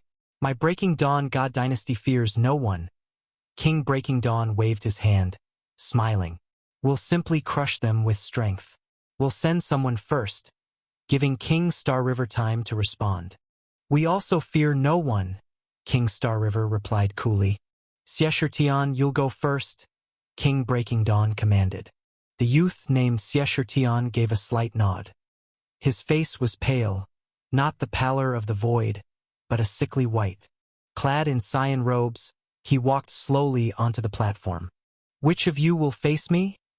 His eyes swept over Sikong Ji and Wu Dao. "Can you win?" King Star River asked Sikong Ji. If Sikong Ji could defeat Xie Shitian, then Wu Dao, ranked third on the heroes ranking, would have a strong chance of defeating Xian Yi. If that happened, with 2 wins, they wouldn't even need a third fighter. The only real concern was Sikong Ji. He was only 7th on the heroes ranking. King Star River had no choice. The top 10 were hard to recruit. Some were as elusive as dragons. Managing to bring in Sikong Ji was already their limit. Xian Yi had originally been their third fighter, but his betrayal had left King Star River reeling. And now there was no time to find another. "I'll give it a try," Sikong Ji said. In truth, he wasn't confident. His opponent was ranked 2 places above him. According to the rules of the heroes ranking, he could only challenge the 6th first. Sikong Ji stepped onto the platform, drawing a sword from his back. The blade flared with gray light. At the same moment, Sikong Ji's eyes turned gray. "The heartless sword, Sikong Ji," Xia Wanqing murmured. "They say he cultivates the heartless sword, using heartlessness as his Tao, erasing his joy, anger, sorrow, and happiness. Then what's the difference between him and a machine?" Su Zimo remarked. As they spoke, the battle began. Sikong Ji lifted his sword and struck. Sword chi surged around him, ruthlessness enveloping the entire stage. Opposite him, Xie Tian erupted with wicked energy. He wielded no weapon, but his hands flowed with gray energy. 3 Purity's heartless sword, Zikongji shouted coldly. His blade split into countless afterimages, tearing through the void. It was as though he wielded not a sword but a rolling, merciless river. Each strike carried endless ruthless intent. 9 Nether soul-severing palm. Xie Tian's right hand swept forth, gray energy swirling. It transformed into a skeletal hand. The bone palm was twice the size of a normal hand.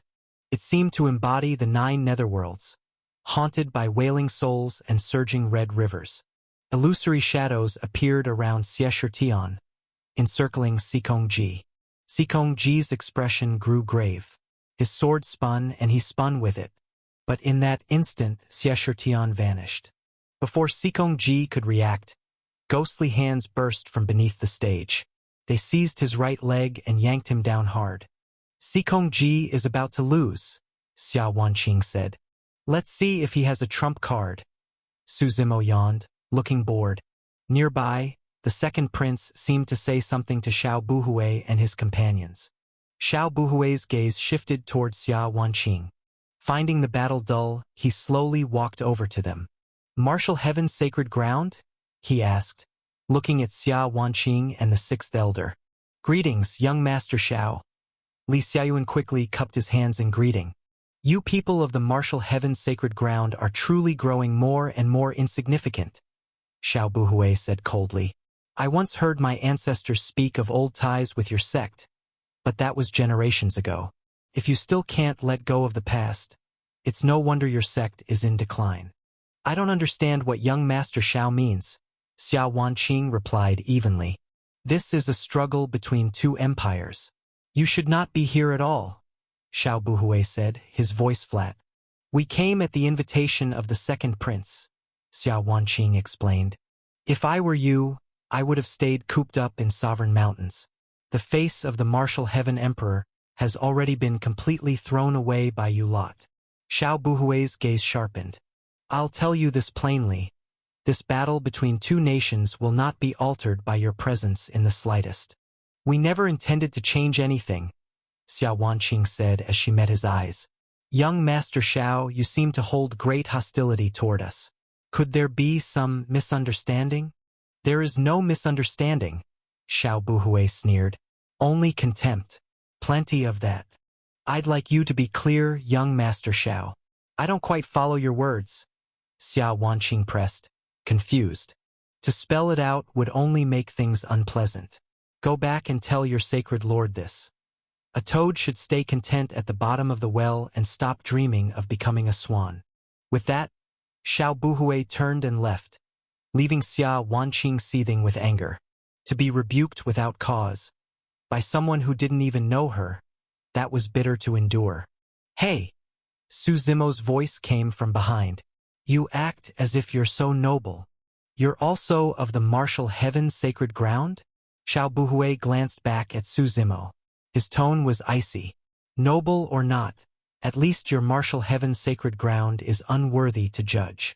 Su Zimo was about to retort, but Xia Wanqing stopped him with a subtle gesture. Though she was also furious, she didn't want to provoke Xiao Buhui or the Thousand Ox Dao Court. The Martial Heaven's sacred ground was no longer the force it once had been, when all nations came to pay respects. Don't worry, it's fine. Su Zimo gave her a reassuring smile. Whether I'm worthy or not, I only hope you remember my name, Su Zimo. Before long, this name will become your nightmare. Xiao Buhui's footsteps halted abruptly. His narrowed eyes glinted with a dangerous light as he looked back. You should be grateful that you are a member of the Martial Heaven's sacred ground. Otherwise, you'd already be a corpse. Say less. We can't afford to offend him. Shangguan Lan whispered a warning. One day, I'll visit the Thousand Ox Dao Court myself, Su Zimo said casually. You only know how to brag, Shangguan Lan muttered. Better hope you rein yourself in next time, Li Xiaoyuan added sarcastically. It's fine if you get yourself in trouble, but don't drag the Martial Heaven's sacred ground down with you. Xia Wanqing finally snapped at him. That's still better than being so scared you don't even dare to speak. Su Zimo chuckled. You know the difference between an ant and an elephant, right? Sometimes when an ant bites, the elephant doesn't bother to react. Not because it's afraid, but because it simply doesn't care. As they argued, the fight in the arena had already reached its conclusion. Xikongji had merged completely with his path of the Heartless Sword. The heavens and earth seemed to contain nothing but his ceaseless, emotionless blade. But Xie Shitian was clearly stronger. His aura surged like an Azura stepping out of the 9 hells, utterly suppressing the Heartless Sword. Xikongji's long sword shattered, his body falling heavily. The 9 nether soul-severing palm stopped less than half an inch from his neck. I admit defeat, he managed to say through clenched teeth. The first round goes to Breaking Dawn, Xiao Buhui announced flatly. Breaking Dawn Emperor stroked his beard, looking at Star River Emperor with a smile. Chen Huang, I'll once again send my man up first and give you the advantage. He waved a hand. Xian Yi go. Wu Dao, I'm counting on you, Chen Huang said with a deep breath. If they lost this match, the Mystic Realm would slip from their grasp. Don't worry, Wu Dao replied confidently. I sparred with Xian Yi not long ago. He's no match for me. He strode onto the platform, placing his giant hammer on the ground. The earth quaked loudly. Just admit defeat. Don't waste my time, Wu Dao said coldly. Brother Wu, we each serve our masters. Win or lose, it matters little. I just wish to test myself again, Xian Yi said with a smile. You dare to speak of loyalty? After stabbing Star River Emperor in the back? A traitor like you has no right, Wu Dao snarled. Both of them had already pledged themselves to Star River Emperor. To betray at the crucial moment was nothing but treachery. All's fair in war, Brother Wu. Now take my spear. With a shout, Xian Yi thrust forward. The spear tip gleamed sharply, condensing all force into a single devastating point. With a booming sound, it split into countless spear intents that filled the arena. Wu Dao raised his colossal hammer and swung. The strike was truly earth-shaking, the whole battle platform trembling violently. The spear was smashed flying instantly. Wu Dao was furious and showed no mercy. The massive hammer, weighing tens of thousands of pounds, danced in his hands like an impenetrable wall. His offense and defense alike crushed Xian Yi. Heaven River Dharma Resonance, Wu Dao roared. His muscles bulged, the giant hammer swelling to an immense size before smashing down toward Xian Yi. I admit defeat, Xian Yi shouted desperately. But the hammer had already gathered unstoppable momentum. It could not be withdrawn. Stop. Once an opponent admits defeat, you may not continue attacking, Breaking Dawn Emperor ordered sharply. The hammer was about to crash down. A deafening boom echoed. Not the catastrophic explosion they expected, but a muffled thud. The crowd gasped. One of the 3 from Thousand Ox Dao Court, the chubby man who had introduced himself as Fatty Wong, had appeared beneath the hammer. With no weapon, just a single punch, he shattered the massive hammer to pieces. Wu Dao stared dumbfounded at the broken haft in his hands. Since the strike truly could not be recalled, I will not punish you, Fatty Wong said calmly before stepping away through the air. This round goes to Wu Dao, Xiao Buhui declared coolly. But Wu Dao's face showed no joy. As the 3rd ranked of the heroic list, his ultimate attack had been destroyed with ease. So this is the power of the Dao Court's disciples, he muttered. Even the gap between the Overlord ranking and the Hero's ranking. It's this vast? Xia Wanqing whispered. Everyone had long known the Dao Court was strong, but to see such strength firsthand defied words. The 3rd round, the decider. Who will you send? Xiao Buhui asked. Breaking Dawn Emperor seemed unsurprised. He turned to the last black-robed youth and smiled. I'll trouble you to take the field. The black-robed youth nodded slightly and walked step by step toward the battle platform. His footsteps carried immense weight. Each step he took seemed to follow a strange rhythm, like pounding directly on the hearts of everyone present. Thump, thump, thump. Even the 3 disciples of Thousand Ox Dao Court focused their gazes, taking a more serious measure of him. The black-robed youth stopped, raised his right hand, and beckoned slowly toward the side of the Star River God dynasty, signaling for someone to come forward. King Star River's expression turned dark. He glanced back at the princes behind him. "Have you decided?" he asked. The first prince, Chun Tiansheng, immediately stepped out, smiling. "Your son has a recommendation." As his words fell, a gray-robed youth walked out. "This is the current holy son of Fire Cloud Sacred Ground, Huo Yunzi. Though he does not appear on the hero ranking, the reason is that he has remained secluded in cultivation, unwilling to engage in worldly conflict. But his strength is formidable, enough to match the opponent." The second prince, Chun Luo, also stepped out, casting a glance at Yu Huashang. "I too have a recommendation. Yu Huashang, a prodigy of this generation in Tranquil World Tower. Among the younger generation, she is outstanding. Though not listed on the hero ranking, it is only because she dislikes pointless fighting." "I also have someone to recommend," said the third prince, then the fourth prince. Soon all of the princes had proposed their candidates. For a while, the scene grew extremely lively. "You must choose just one," King Star River said coldly. "I can't send every single one of them up to test. You may send them in a wheel battle or even all at once." The black-robed youth on the platform said faintly, "To me, it makes no difference." Though it was only a few words, the arrogance and unshakable confidence bled through. At once, the candidates recommended by the princes wore faces of anger. It was blatant contempt. He didn't even bother to put them in his eyes. "King Star River, I am willing to fight." Huo Yunzi and the others spoke out. Only Yu Huashang remained cold and silent, saying nothing. "I want to test him too," she finally said flatly, "to see just what gives him the gall to treat us with such disdain." King Star River fell into silence. His gaze turned to Xiao Buhui at the side, for ultimately the presiding authority was his. If Xiao Buhui did not agree, there was nothing he could do. "This is a contest between your two empires," Xiao Buhui replied indifferently. "As long as King Breaking Dawn has no objection, I don't care." King Breaking Dawn chuckled lightly. "King Star River, your Star River God dynasty has truly declined. Very well then, I will allow it this time." King Star River's face looked grim. But this matter was too critical. He would rather lose face than lose the match. "Then all of you go up together. If you win, each will be rewarded richly," he said. On the battle platform, the black-robed youth's eyes glinted with mockery. He slowly raised his hand and peeled back the hood that covered his face. What emerged was an extremely ordinary face, so plain that if thrown into a crowd, no one would pay it any attention. His hair was short and tousled, and his eyes were dim, devoid of vitality. With a single gesture, the heavens split open with a massive rift. From the void, a colossal blade stretched for several kilometers, descending into his grasp. Holding the curved saber firmly, he swept his gaze across everyone present.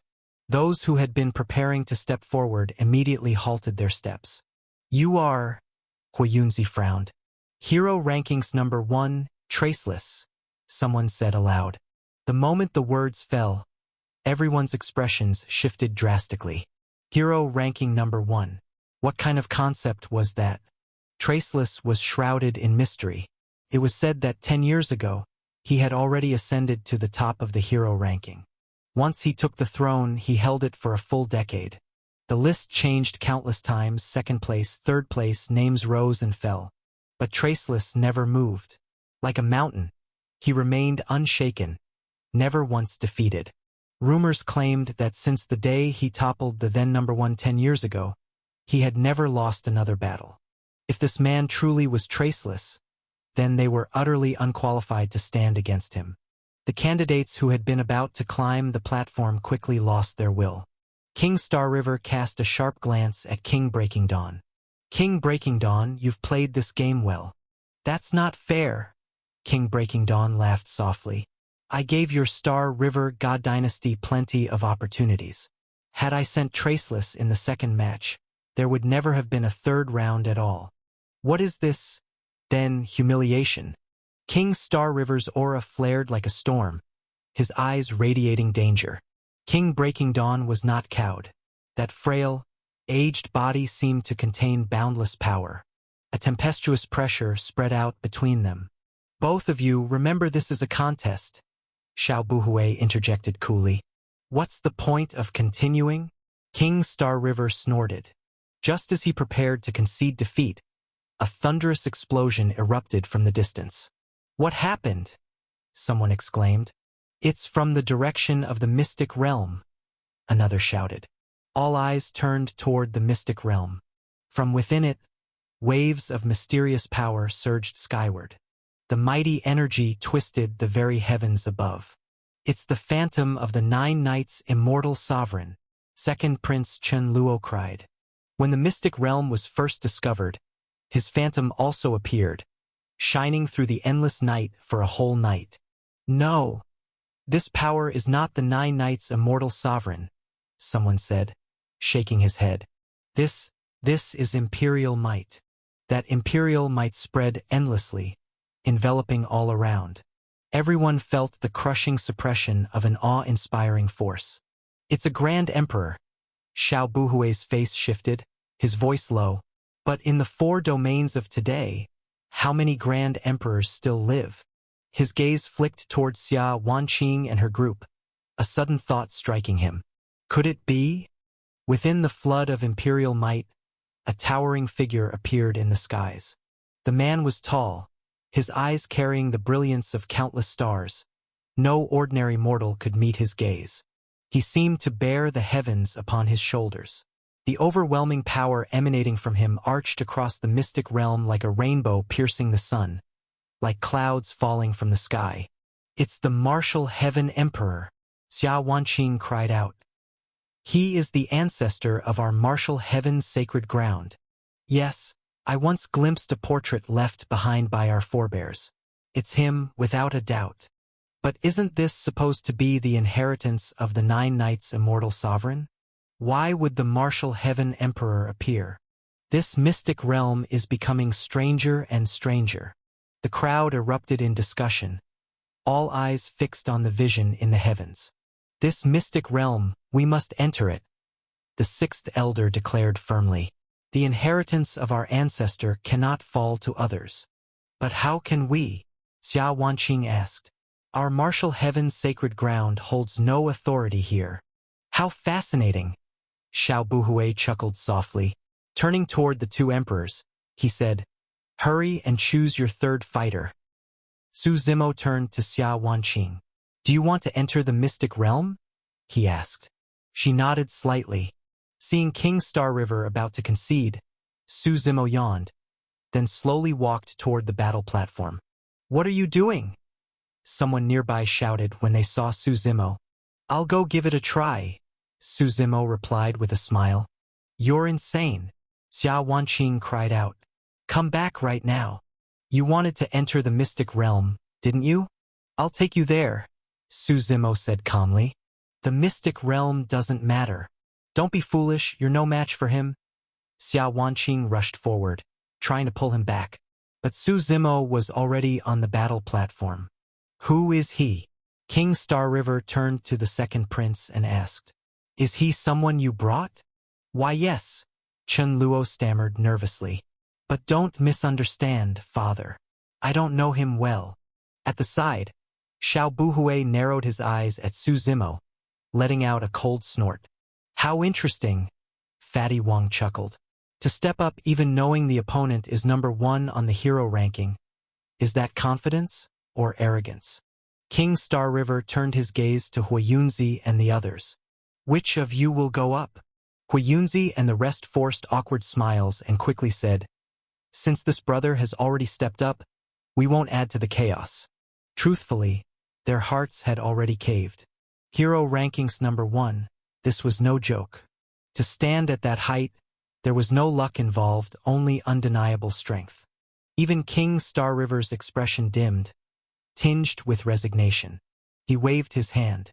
Since that's the case, let him represent our Star River God dynasty. This guy must be crazy, Shangguanlan muttered worriedly. Better if he dies, Li Xiaoyuan sneered, gloating.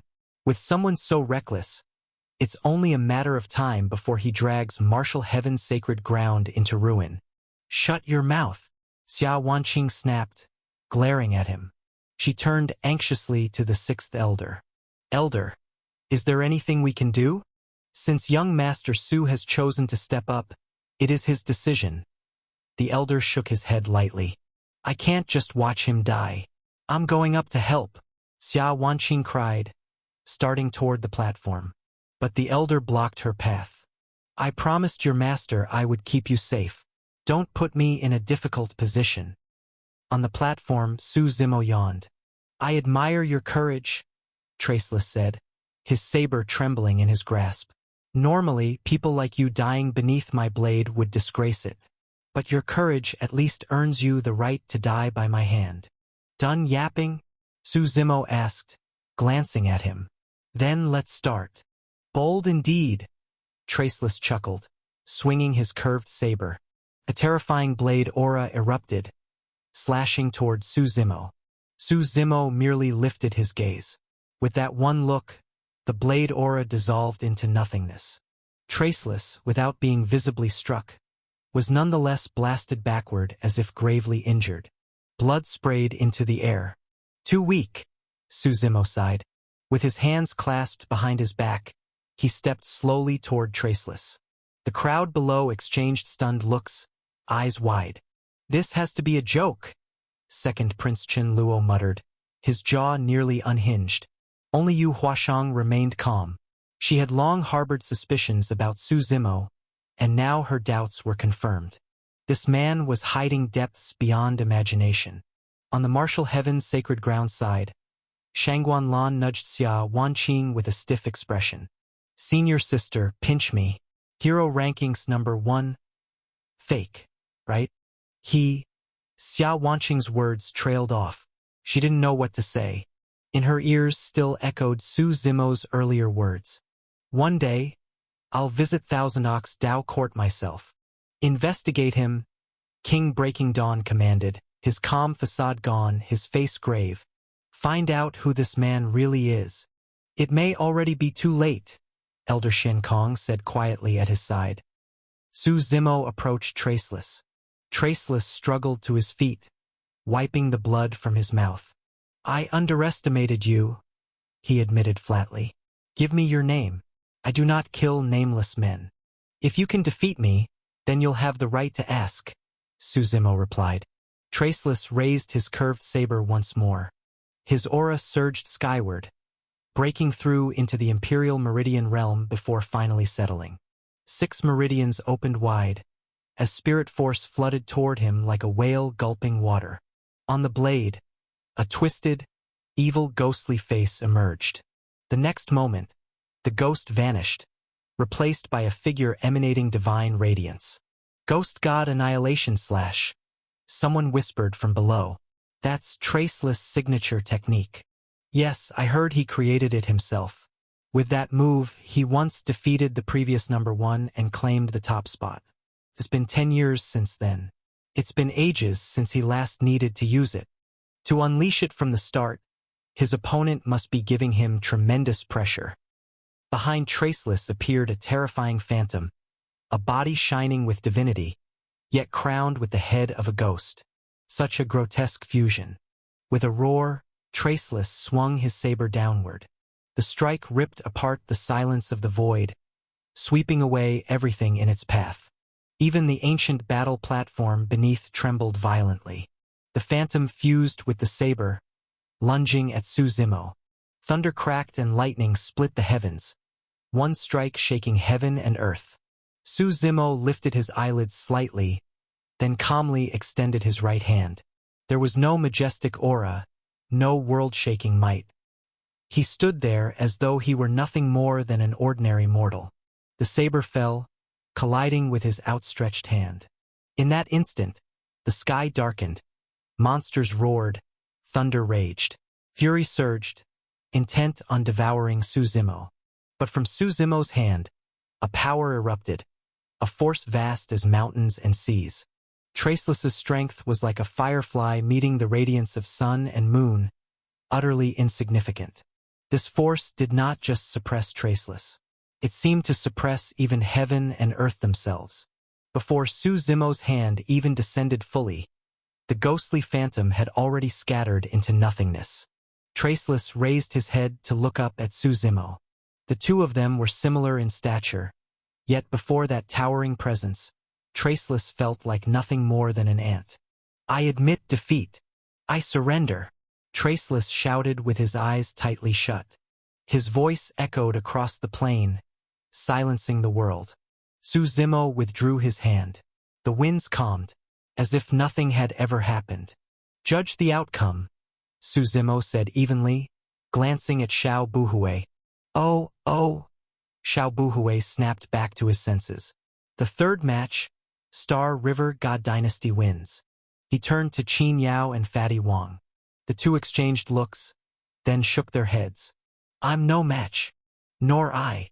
Find out. When did Martial Heaven's sacred ground gain such a figure? That name is way too careless," Su Zimo protested.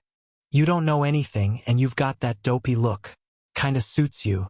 So it's decided," Shangguan Lan said with a grin.